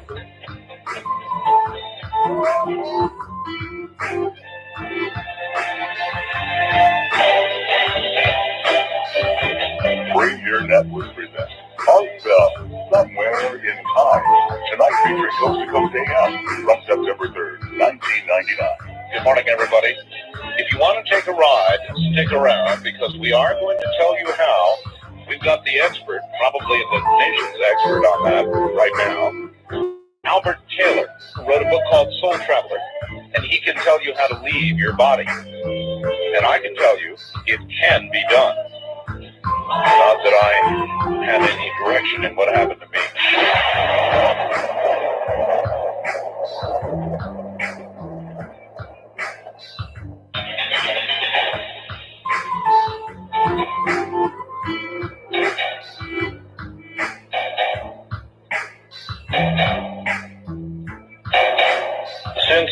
passing of Robert Monroe, who I had the distinct honor of interviewing, probably the person best known now for out-of-body experiences is Albert Taylor.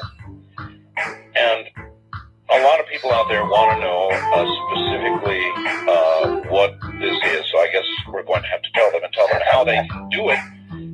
But why you? So many people don't have this, but Albert Taylor has not only has it, but has it almost at will. Why? I ask myself that same thing, Art. You know, and a lot of people, some people have told me why it was me, because I really can't say for sure. But for some reason, with the background that I have and all that, I didn't come from a woo-woo kind of background or upbringing. I'm a very rational person. I have a very, what do you call it, very, I can't even think of the word. I've always been working in aerospace and I always succeeded in everything that I've done. I've always been able to present legitimate and valuable information to NASA and a bunch of other people. So this thing, I guess because I have all of those credentials, maybe that helps to add credibility to this thing that's so unbelievable, and that maybe that is what it takes to actually get the information out to people who would otherwise be skeptical. Okay, well, I love asking you hard questions, so here's another one. And I was choking. No. We were ruminating about the space program 30 years since we went to the moon. Why are we going out? Blah, blah, blah, blah. If soul travel is real, and if, in fact, you can go to other, if you can go to the moon, soul travel, Mars, the other planets, distant stars, Definitely. in effect exceeding the speed of light, Definitely.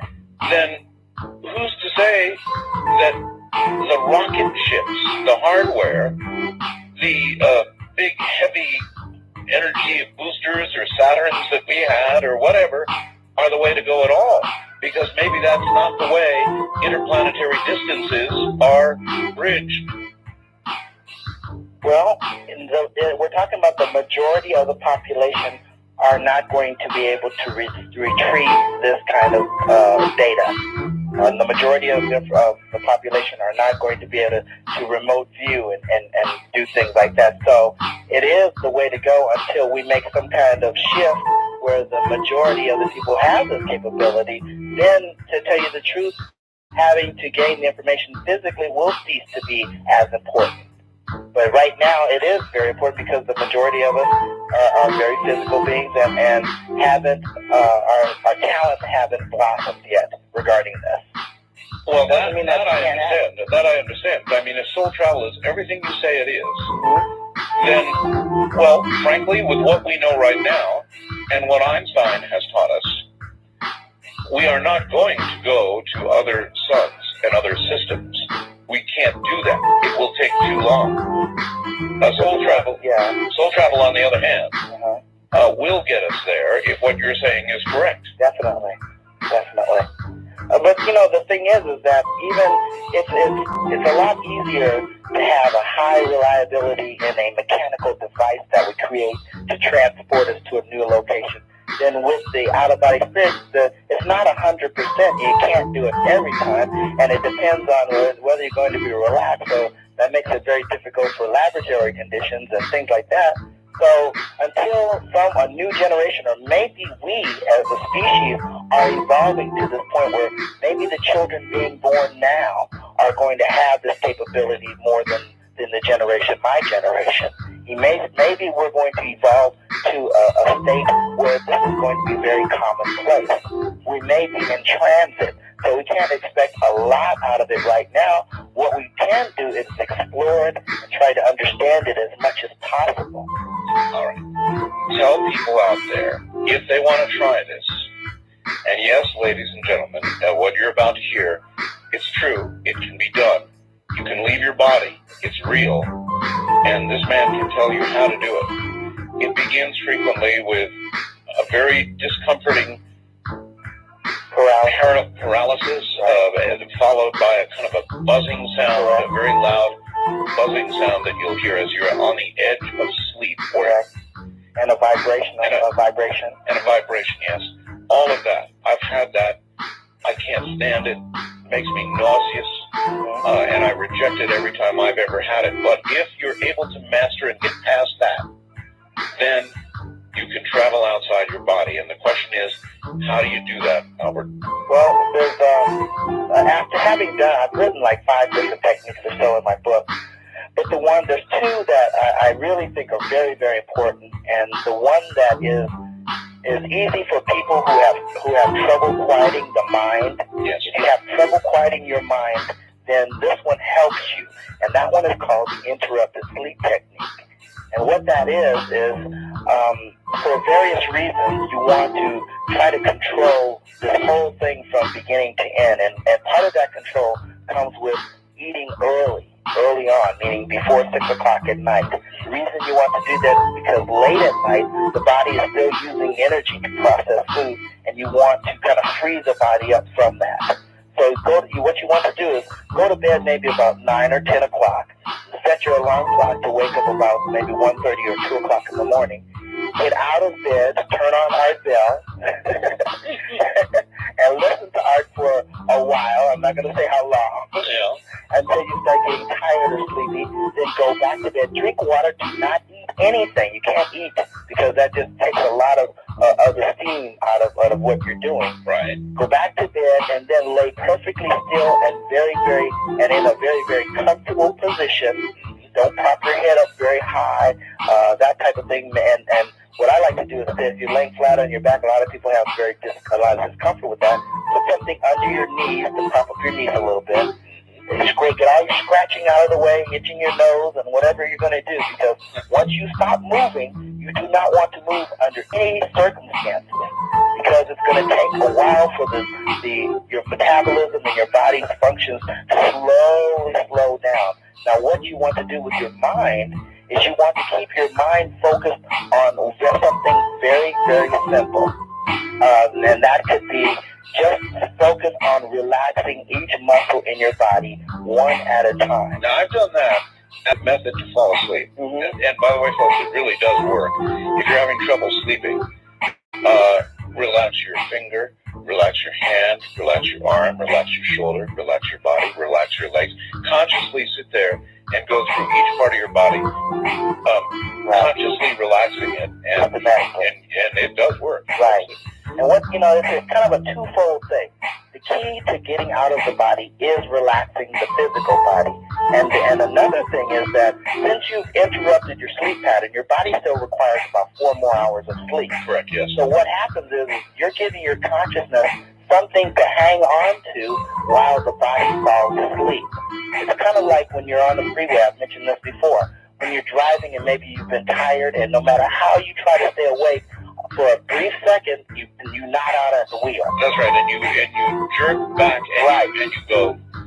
No matter how hard you try, that's right. You usually say the same thing that pilots are said to say just before they crash. Right. So that's what you're trying to induce in a safe environment. And you're laying in your bed. You don't have to worry about jerking back awake and finding yourself doing 70 on the wrong side of the freeway or whatever. Well, these experiences do occur on the cusp of sleep, don't they? Right. Correct. Exactly. Which is why you're telling people to interrupt their sleep. Exactly. And what you want to do is you want to give yourself a fork in the road. Because as you're slipping into a different state of consciousness, one thing can happen if you take the road to the left, let's say, you slip into a dream state with the body.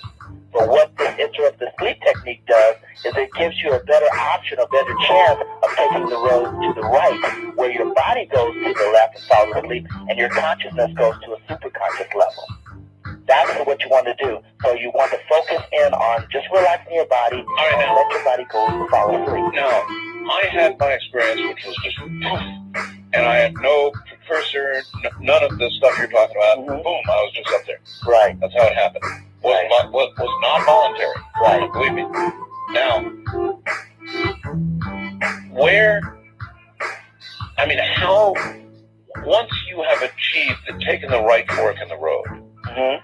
what can you do?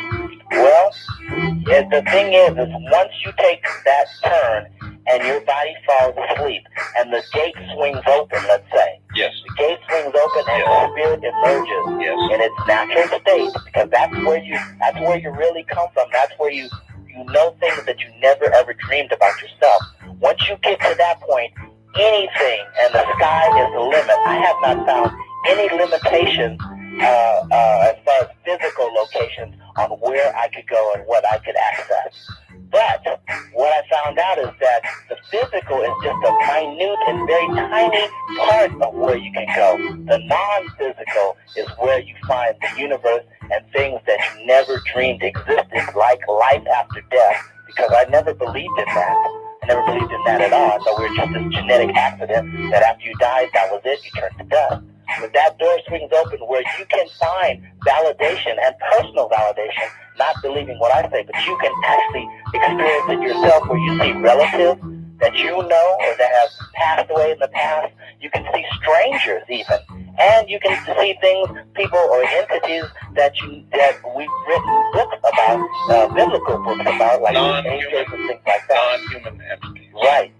Or you can see this light that everyone talks about when they've had the near-death experience. Yes. All of that is available. And you can travel also in this physical world. In other words, you can go to your living room, you can go to your friend's living room 100 miles away. Right. You can do as you will. You can go anywhere. There aren't any limitations. Some people say, well, if two people don't want you to come into this bedroom, will there be some kind of barrier? Well, unfortunately, no, there won't be. So you have access. You stay the hell out of my bedroom, Albert. So I gotta say this. My family is very superstitious, and I remember when I first wrote my book, I was telling my aunt about, Auntie, I travel all over the place, and I fly and go in rooms and see things that I never ever dreamed. And she told me, my aunt said, well, if you come to my room, I'm going to shoot you. I said, I think you're going to put holes in your wall. Yeah, holes in your wall is right. There are getting limitations that I found. All right, somebody writes and asks a pretty good question. Is it possible for someone else to enter your dreams, or put another way, to astrally travel with you? Yes. It is possible to interact with the dream material of somebody else, because what that dream material is it manifests in something called thought forms. You can read thought forms, you can feel thought forms, and in some cases you can influence thought forms, but in very, very limited cases. But yes, you can. You can experience someone's dream, or maybe not as they would experience it, but you can have a sense of what's going on. Are we talking about a plane where there is not time as we measure it in a linear fashion? There's no time at all. At all. You are where your state of consciousness wants you to be. If you are aware that you have no limitations regarding time, then the door swings open and you can access that past, present, and future. So then you might describe them as little slices of immortality. Definitely, because especially there are a lot of hidden things beyond the physical plane, things that are very natural and things that are occurring. If you can access, let's say, the past, on things that have happened in the past that you knew nothing about, that maybe involved you, well, that's going to tell you a lot more about the present and probably a lot more about the future if you know that you have existed in some shape or form in the past, or that something occurred in the past that explains what's happening today in the physical plane. Well, how about this to consider, Albert?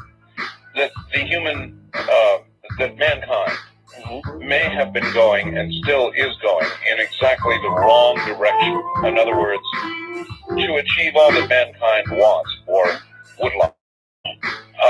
The pursuit of the physical, the pursuit of the sciences, the pursuit of the academic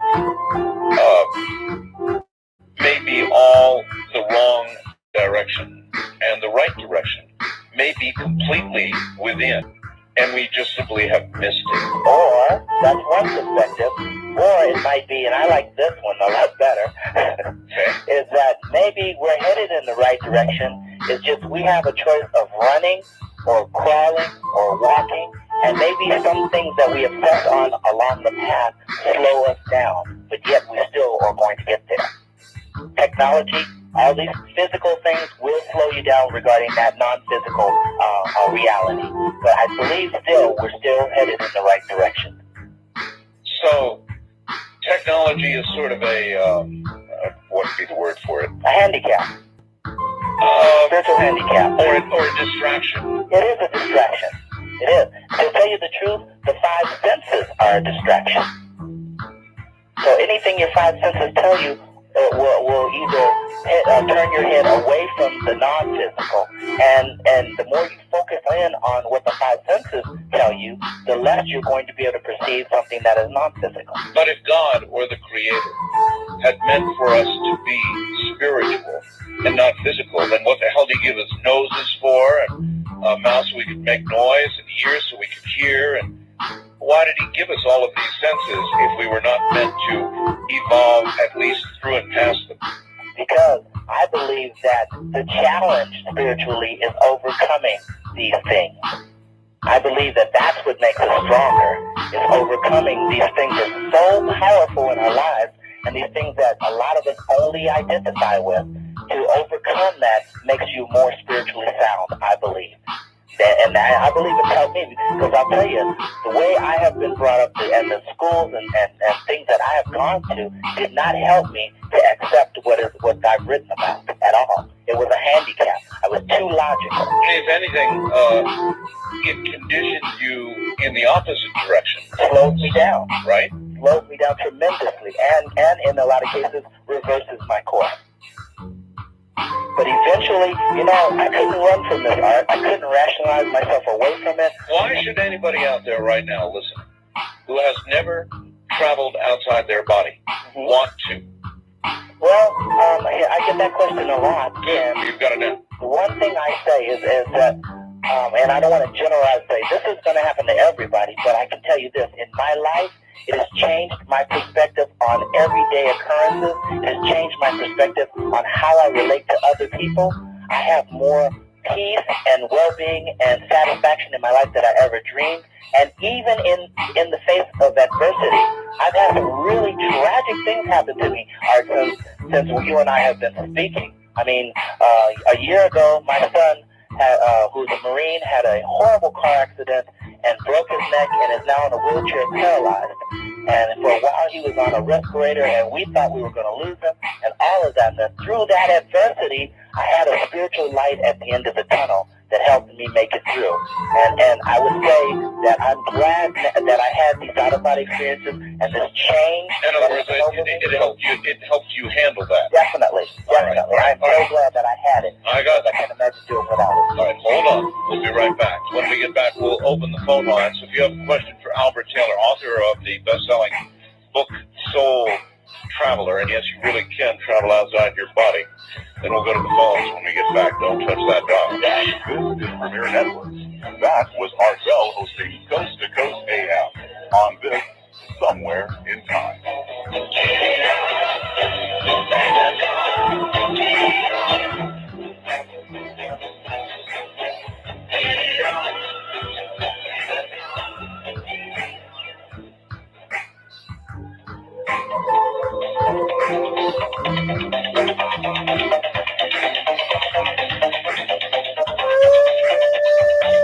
Somewhere in Time with Mark Bell continues, courtesy of Premier Networks. Good morning, everybody. It probably is, in the end, all about love, isn't it?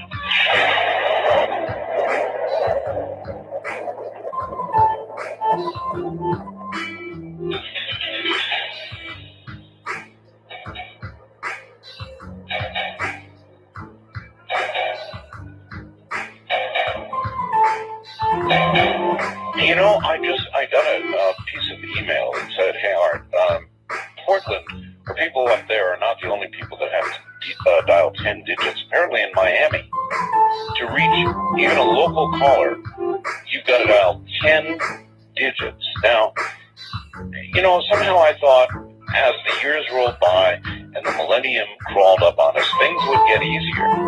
before long, we'd be talking to people on our wristwatch, right? But no, now we're having to dial 10 digits. I guess it's a good thing we got touch tones, huh?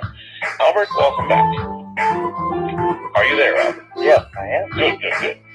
All right. Wanted to be sure. All right. To the phones. A lot of people want to talk to you. So first time caller line, Albert Taylor is right here. Yeah, am I on? You're on. Okay, Mr. Taylor, you said it's possible for interplanetary travel through out-of-body experience, right? Mm-hmm. Okay, is it possible to contact other life forms through this experience? I can only say that it is possible for you to perceive whether they can communicate with you. I don't know about the life form. Yeah. If they do exist, it is possible. I put it this way. Not only is that possible, I don't think there are any limitations. I think the only limitations are your ability to focus your thoughts. Okay. So, in regards to the Prime Directive, you know, the old Star Trek thing, is that a safe thing to do, to try to contact these people? I mean, because it's always been thought of that the reasons why it's either the government's hiding the fact that we have contacted aliens, or the aliens don't want to contact us directly because the Prime Directive. Do you think that's a safe thing to do? Well, I'm a metaphysician and I'm a spiritualist, and I say that everything is happening just as it should. So if you're capable of doing that and that happens, then I don't see that being something I don't believe we have that much control over what's going on regarding universal law of consciousness. I think everything that happens is a learning phase for each of us, and it is meant to happen. So if you have that capability and you do that, then I think that is meant to happen. The more power to you. Okay. Hey, CC Radio, I'm using it. Thanks. All right, sir. Thank you very much, and take care. It is an amazing device, this radio. I have to run out and get one. All right. You should. Wildcard line, you're on there with Albert Taylor. Hi. Here's another CC Radio guy. All right. And the wind-up cyclops. Yes, sir. When I was a child, I'd lay there at night before I'd go to sleep and start, I guess, between, losing consciousness. I would have periods where I'd hover over the house. I could see myself laying in the bed, and I would go up to the ceiling. And then as I got older, it started getting less and less. And I was left with one weird quirk. I can stand in front of a mirror for a while and stare at it. And this might sound odd to y'all, but it will, I'll actually change into another form. Your image, You ever heard of such?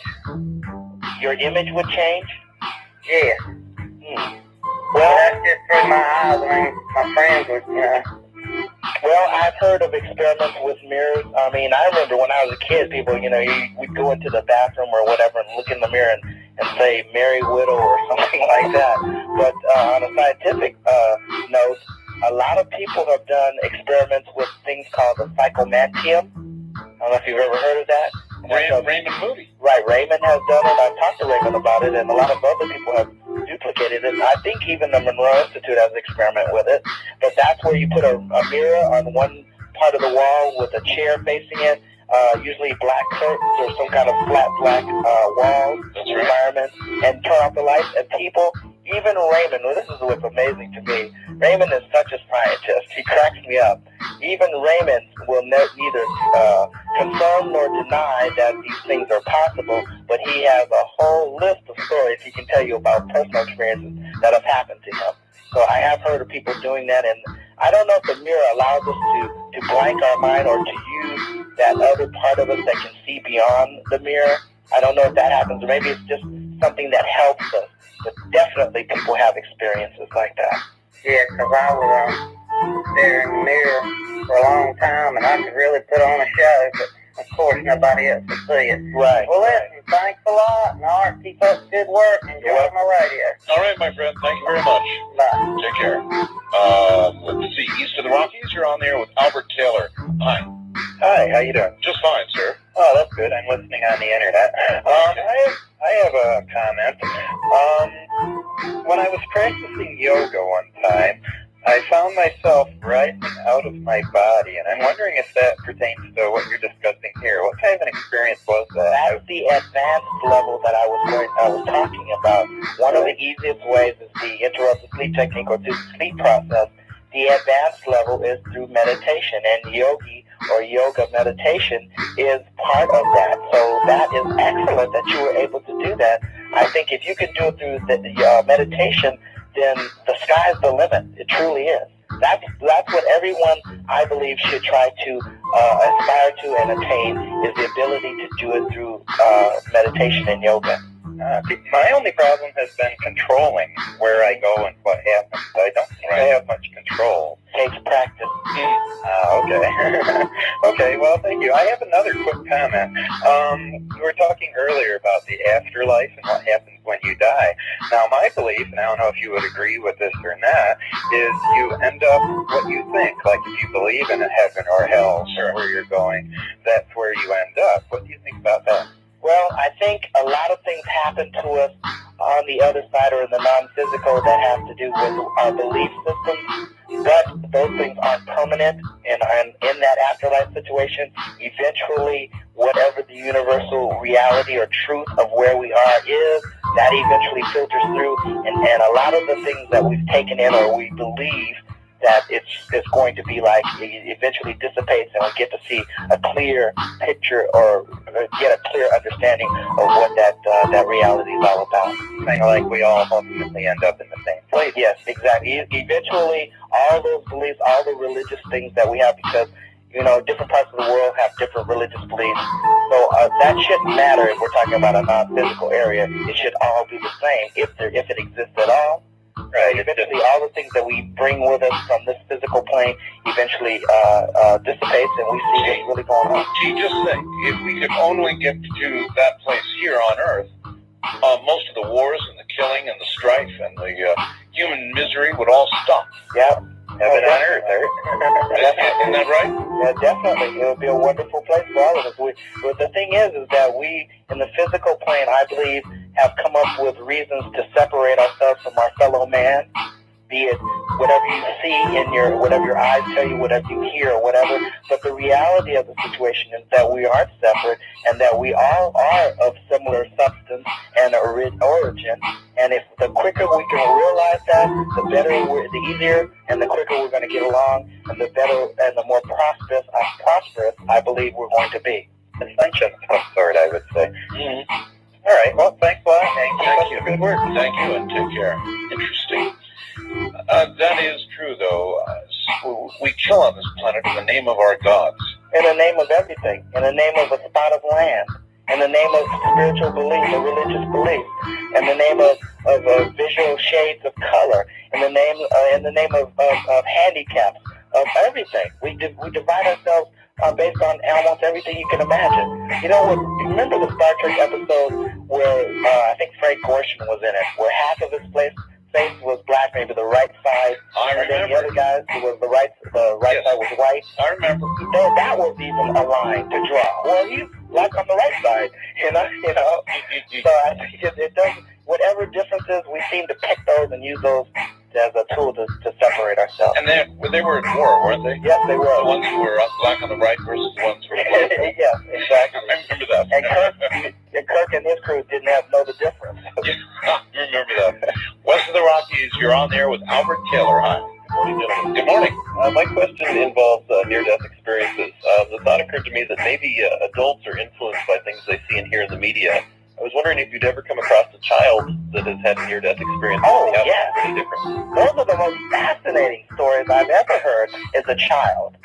I think it was one of my first year of being a member of the International Association of Near-Death Studies, IANS, and I met a kid, I think he was 13 or 14 years old, but he had a near-death experience when he was 7. And one of the fascinating things about it is it wasn't religious oriented. It wasn't any of that. It was just kind of spiritually based. And he told it in a way that it didn't matter what religion you were, it still fit in. And I thought that was fascinating, and it was told with innocence and honesty. Absolutely, because some of the ones I've heard about, they'll lean towards Christianity or Judaism or whatnot. And child would have a different outcome. That's what I found in the child that I had a chance to talk to. Is it wasn't bent on his mother's beliefs. It was bent on just I can only say a spiritual experience. Wonderful. Thank you for your time. Okay, sir. Thank you for your call. First time caller line. You're on the air with Albert Taylor. Hi. Hello. Hi. John in Alaska. Hi, John. Hi, John. How you doing? Okay. I started listening to you a couple hours ago, and when I was a kid, seems to me anyway, I remembered it, and then you forget after a while. But when I was a kid, I used to do that all the time. And some kids went off, and I stepped by a tree, and I went over and listened to what they were saying, and later I started telling what they were saying, and my sister freaked. We was real religious. It was all the devil's in you, so I quit doing it. And I started hearing you tonight, and that's pretty good. I think I'll get your book. Well, you wouldn't believe, well, you maybe would believe, a lot of the people in my family are very Christian or religiously oriented, and when I started investigating this definitely was out of the norm. I was raised a good Christian, a good Catholic boy, and this was different. And a few of the people in my family to this day are very reluctant to speak to me, even though they are my close relatives. Yeah. Because they think it's something evil. I figured maybe I outgrew it or something. But yeah, when I was a kid, I used to do that all the time. I'd sit under a tree in the summer, nice and warm. You didn't outgrow it. You were simply conditioned out of it. Yeah, and that's the tragedy of the whole experience. Children are open to these things and have incredible experiences. Even my own son of 9 years old tells me things that I am just flabbergasted at. But then we grow up where people say, no, you can't do that, or you can only do this, or that means something evil, and we condition ourselves, or we are conditioned by our environment to turn off to these abilities. Yeah, I remember it as a really neat experience. I'm going to have to get your book. See if I can do it again. All right. You can. Think positive. You can do it. All right. Just don't put a time frame on it. All right. I'm going to work on it then. All right. And great show. I've only been listening for about 6 months, but I like it. I appreciate your call. Thanks. All right. Good to have you on the air. Good luck. Let's see. East of the Rockies. I guess you're on the air with Albert Taylor. Hi. Hi, Art. This is Bob in Columbus, Ohio. Hi, Bob. Hi, Bob. Okay, this has been happening to me for about 2 years. We were talking about, I've had the vibration coming out of that, but I've never quite come out of the body yet. I get kind of nervous about it just before that happens. But, and then I've also had, you hear the voices just before it happens too. Right. But then the one incident that I'm really calling about is that I went through the vibration period, and I don't know if I was, starting to come out of the body or not, but I could hear, sounded like a couple of guys yelling and stuff, looking for people who could hear them. And it's like, all of a sudden, it's like, oh, this guy can hear us over here, and they started talking to me, and that scared me. And I was like, I'm out of here. So what was that? Was I going into something like past life regression automatically, or what? No, I think what it is, do you remember in Ghost, the Academy Award-winning movie Ghost? Yes. When I think Patrick Swayze was searching around for someone that could hear him, and then he stumbled upon Whoopi. Yeah. I mean, can you imagine if you were suddenly thrusted into that state or died, and you found yourself still fully conscious and still in some kind of body, but the only thing is the people who were still in the physical body couldn't hear you? And wouldn't you search around for someone to be able to link, or if you were really obsessed with the physical plane, you would search around for someone to hear you, to validate that you are still real. And if that person did hear you, I think you'd be around them all the time, just trying to communicate with them. It just scared the hell out of me, and I was like, no, I don't. It scared me too. It scared me so bad that I stayed up all night long afraid to go back to sleep. I totally understand. It happens to me a lot because I'm a driver, and I don't know if it's like if I sleep on my steering wheel, with head over there and it vibrates. I don't know if that does anything. Well, it scares the hell out of us little four-wheelers. No, I stopped. I don't know if it has something to do with the vibration of the truck, but it happens a lot when I'm like taking a little nap. Yeah. And I start going through the vibration thing, and Well, you just my said eyes are open. I can look at my feet, and it's like, well, I don't think I really want to do this while I'm sitting in the truck. Right. You said the key word. You said the key phrase, a little nap. It's a little piece of time to sleep, and that's when it usually happens. When we sleep 8 hours very heavily, we generally don't remember anything. Mm-hmm. Well, this is the only place you and I differ, as you well know. Mm-hmm. What about the 18-wheeler that suddenly veers off the road and there's a head-on collision? Now, maybe sometimes it's a little nap, and maybe sometimes it's a little more than a nap. And, you know, while I know that you say that all of this is safe, I'm not utterly convinced, having talked to some people who have had this bad experience, Right. and knowing that a lot of people die in their sleep. It's the old one I hit you with every time. And knowing that occasionally trucks do veer off the road, and it wasn't a little nap, it's the big nap. I don't know how you can be so sure that it's so safe. The only, you know, if this is what I can say, and it's still consistent to this day after all this time of actually, once I found out what it was. The only time I have had this was in the beginning when I didn't know what this was, and I had a lot of fearful thoughts. To this day, and it's been quite a while since you and I have been speaking, I think this is like our 10th show or something like that. To this day, I do not have negative experiences.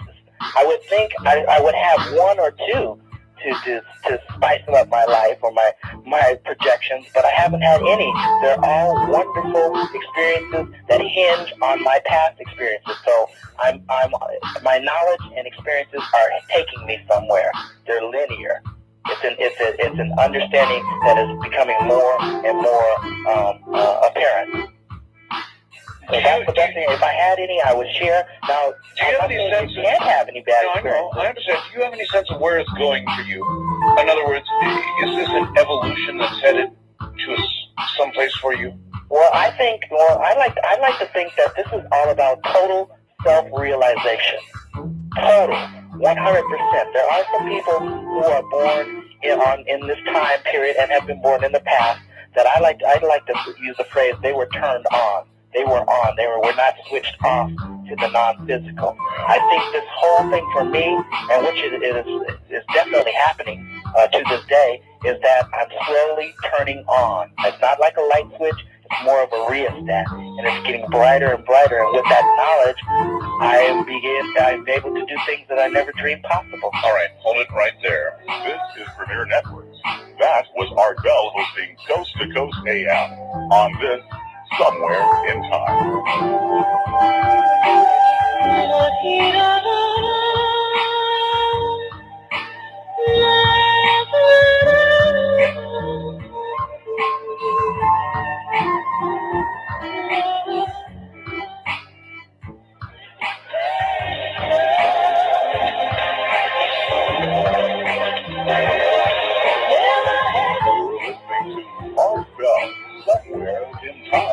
Tonight featuring Coast to Coast AM from the 3rd of September, 1999. It is exactly that, and you never know what this program is going to be. It's kind of a cross between science fiction, and I don't know what it is.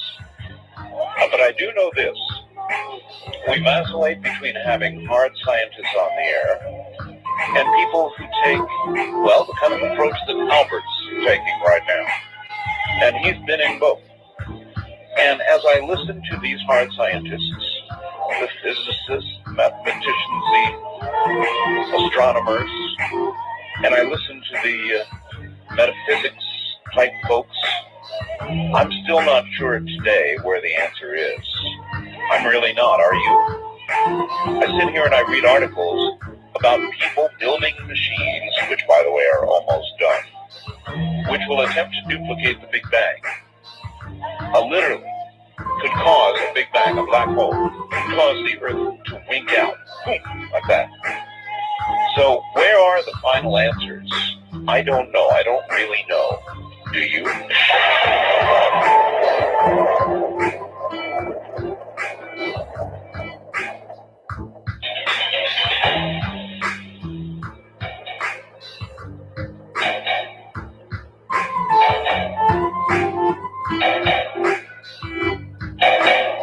Welcome back, Thank you. You know, I was just sort of ruminating there at the bottom of the hour. I've got the story in front of me, which I'm holding up for the audience. They can see it on my webcam. It's entitled, it's from London, and it's entitled Big Bang Machine to Destroy Earth. Mm-hmm. And they are designing this machine now, which they think can literally recreate the Big Bang, or may create a black hole, or it may just totally destroy us. And they're going ahead with this. Now there's, studying it and worrying about it, but inevitably they're going ahead with it. And that's why I say I have hard scientists on the air, and then I have people who have more metaphysical answers, and I haven't made my own mind up yet fully, Albert, where the answers are, or where the disasters might be. Yeah. Race. Yeah, science, I believe curiosity and research are all so important, but I think we should have some kind of restraint so that we don't end up being like children playing with a loaded gun. End up opening a can of worms where we can't put it back in the can. I read an interesting book a while back about a scientist creating a microscopic or a small, minute black hole. And this black hole was independent of the gravitational pull of Earth, and it would actually go through everything, and eventually, as it would go through Earth and come back around and go through Earth again, it was collecting more and more density and more mass, and it was almost impossible to stop. The Big Bang, I'm not sure, I read that same book. It was a fascinating book. It was. Oh, absolutely fascinating. Excellent. Yeah, they're miniature black holes. Right. And it was killing people and going through houses and you name it. Yep. That kind of thing, we have to know our limitations. I think we have to be very cautious when we're exploring new ground, new technologies, and trying to duplicate what's already out there that nature or God or whatever you want to say has created. We have to be cautious. We're open-minded but cautious. They'll push the button, though. I guarantee it. Yeah.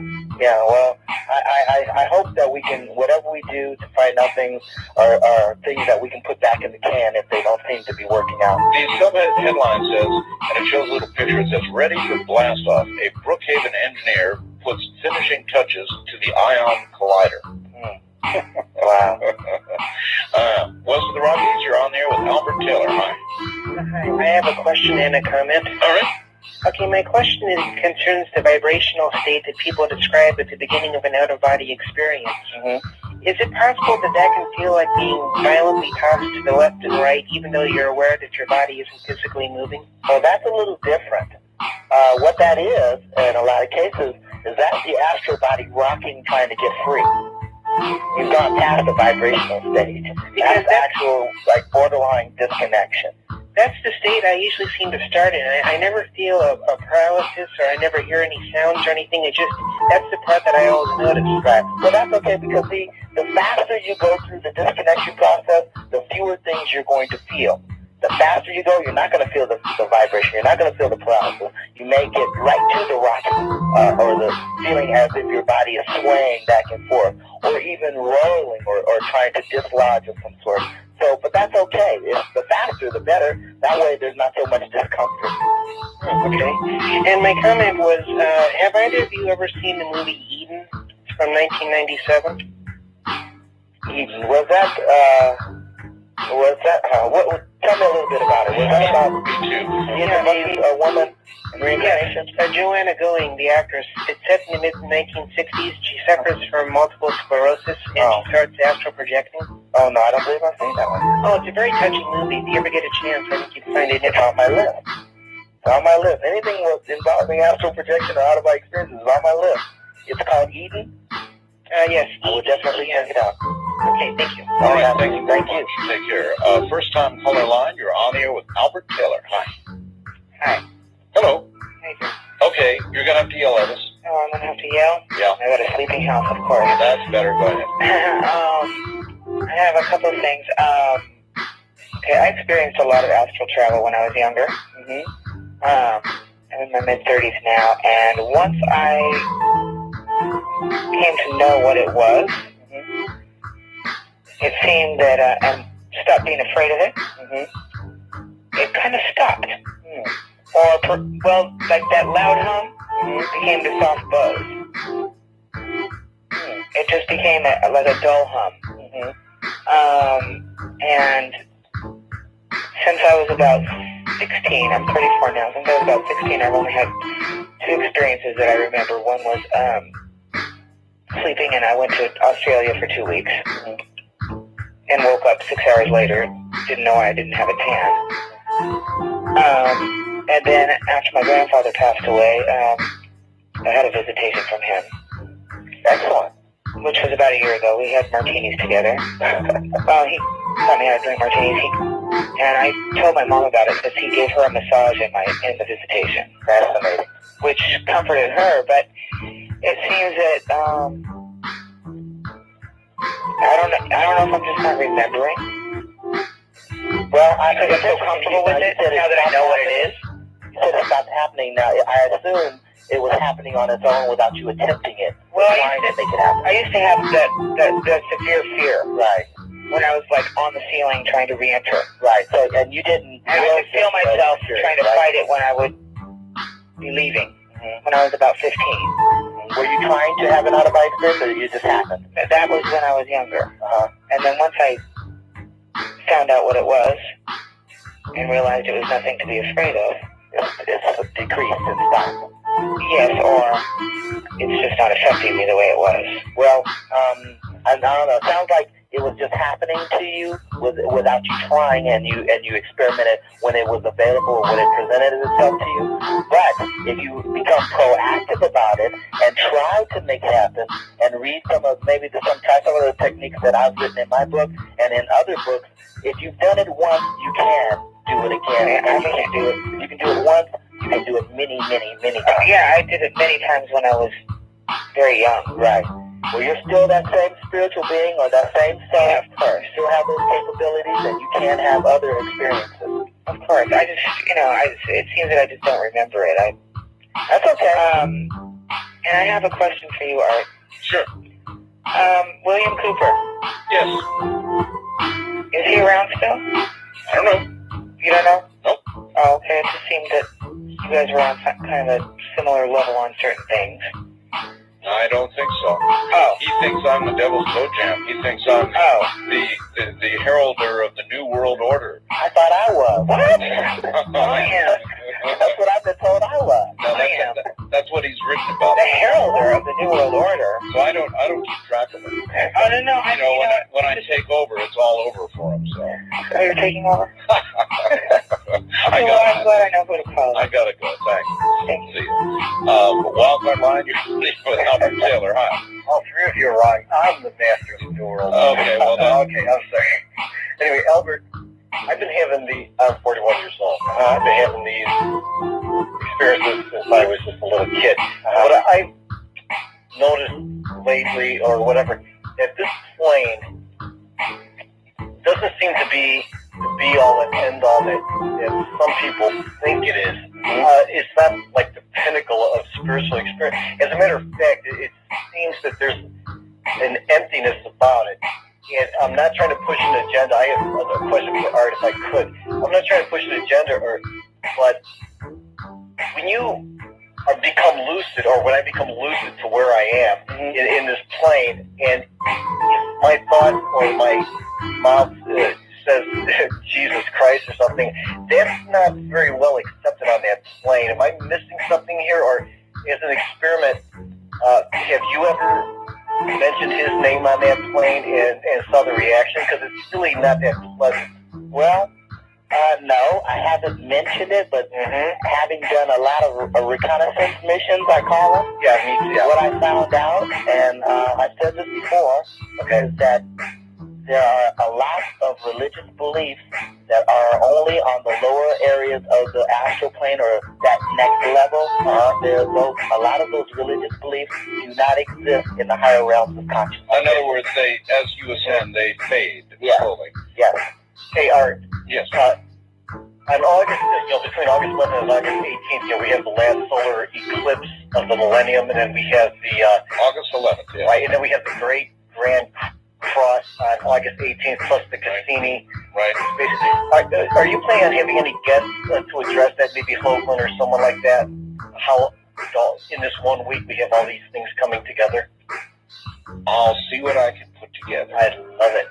Thank you very much, sir. All right, Take care. take care. It is a hell of a year, Albert, that we're Winding going down through right now. to the new millennium. It's going to be a really wild time between now and the very end of the year. A lot of things are going to be going on. Definitely. I was absolutely right about that. We're getting ready to make a shift, I think, to finally start accomplishing things. I know. I can feel it. East of the Rockies, you're on the air with Albert Taylor. Hi.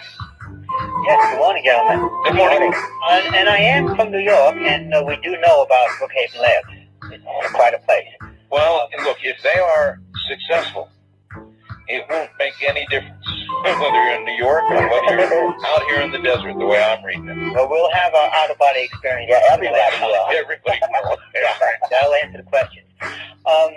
It's amazing that the last hour you really touched upon some very important things, and I think I'd like to get back into the, raising your vibration and learning how to meditate, and that's a very good way of a good approach.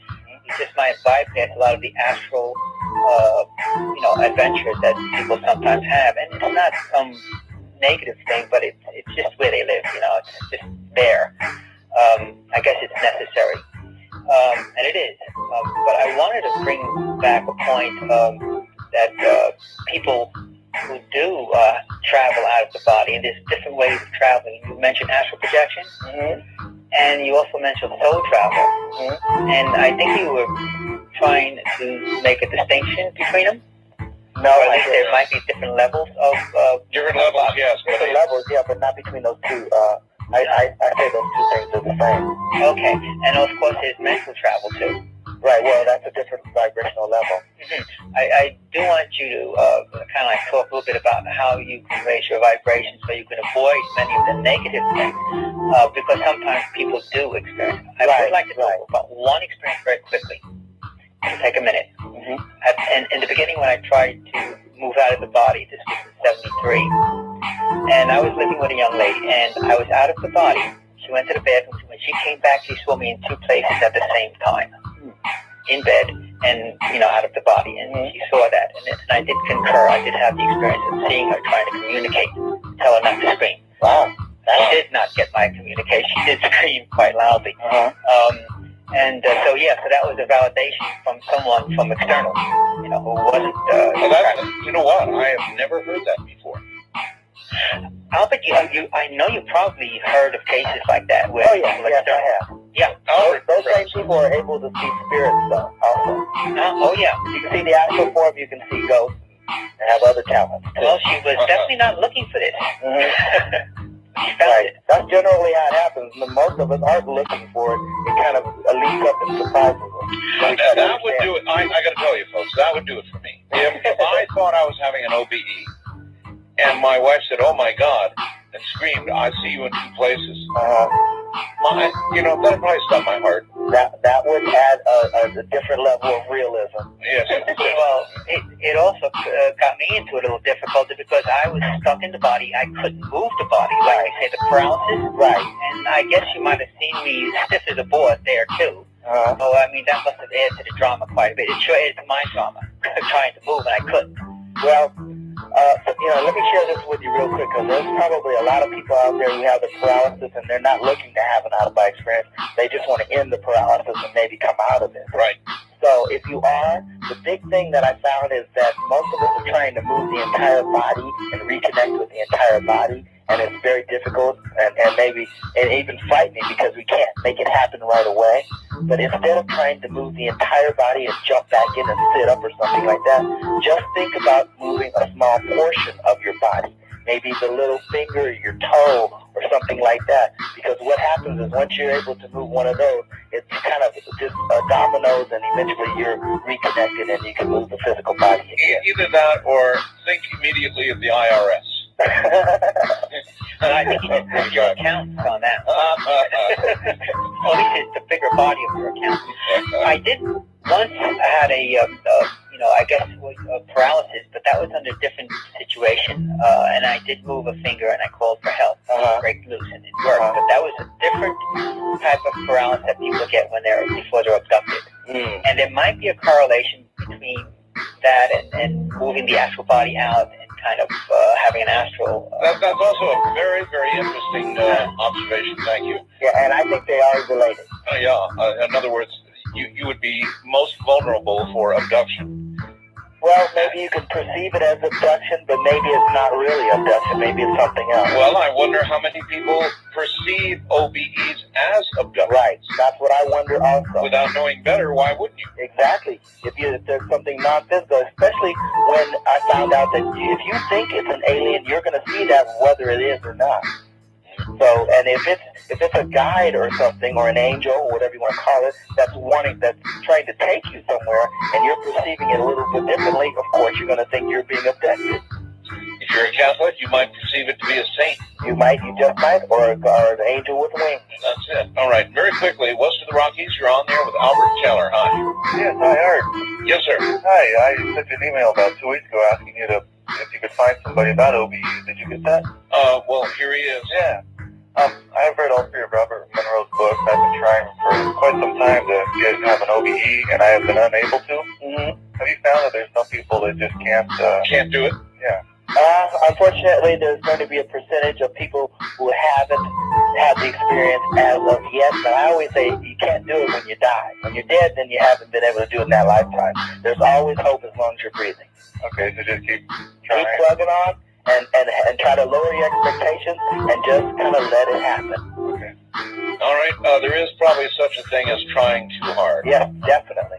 100% there is something of that nature. Because it sure happened to me when I was not expecting it, nor soliciting it, or wanting it, or even thinking the key is surrender and release. Don't try to control it. Surrender, and it will happen naturally. Again, we've done it, Albert. Again, folks, if you would like the book Soul Traveler by Albert Teller, we now have an 800 number, which we didn't before. It's 1-800-908-9922. That's it. And Albert, we'll have you back again, of course. Art, it has been a pleasure.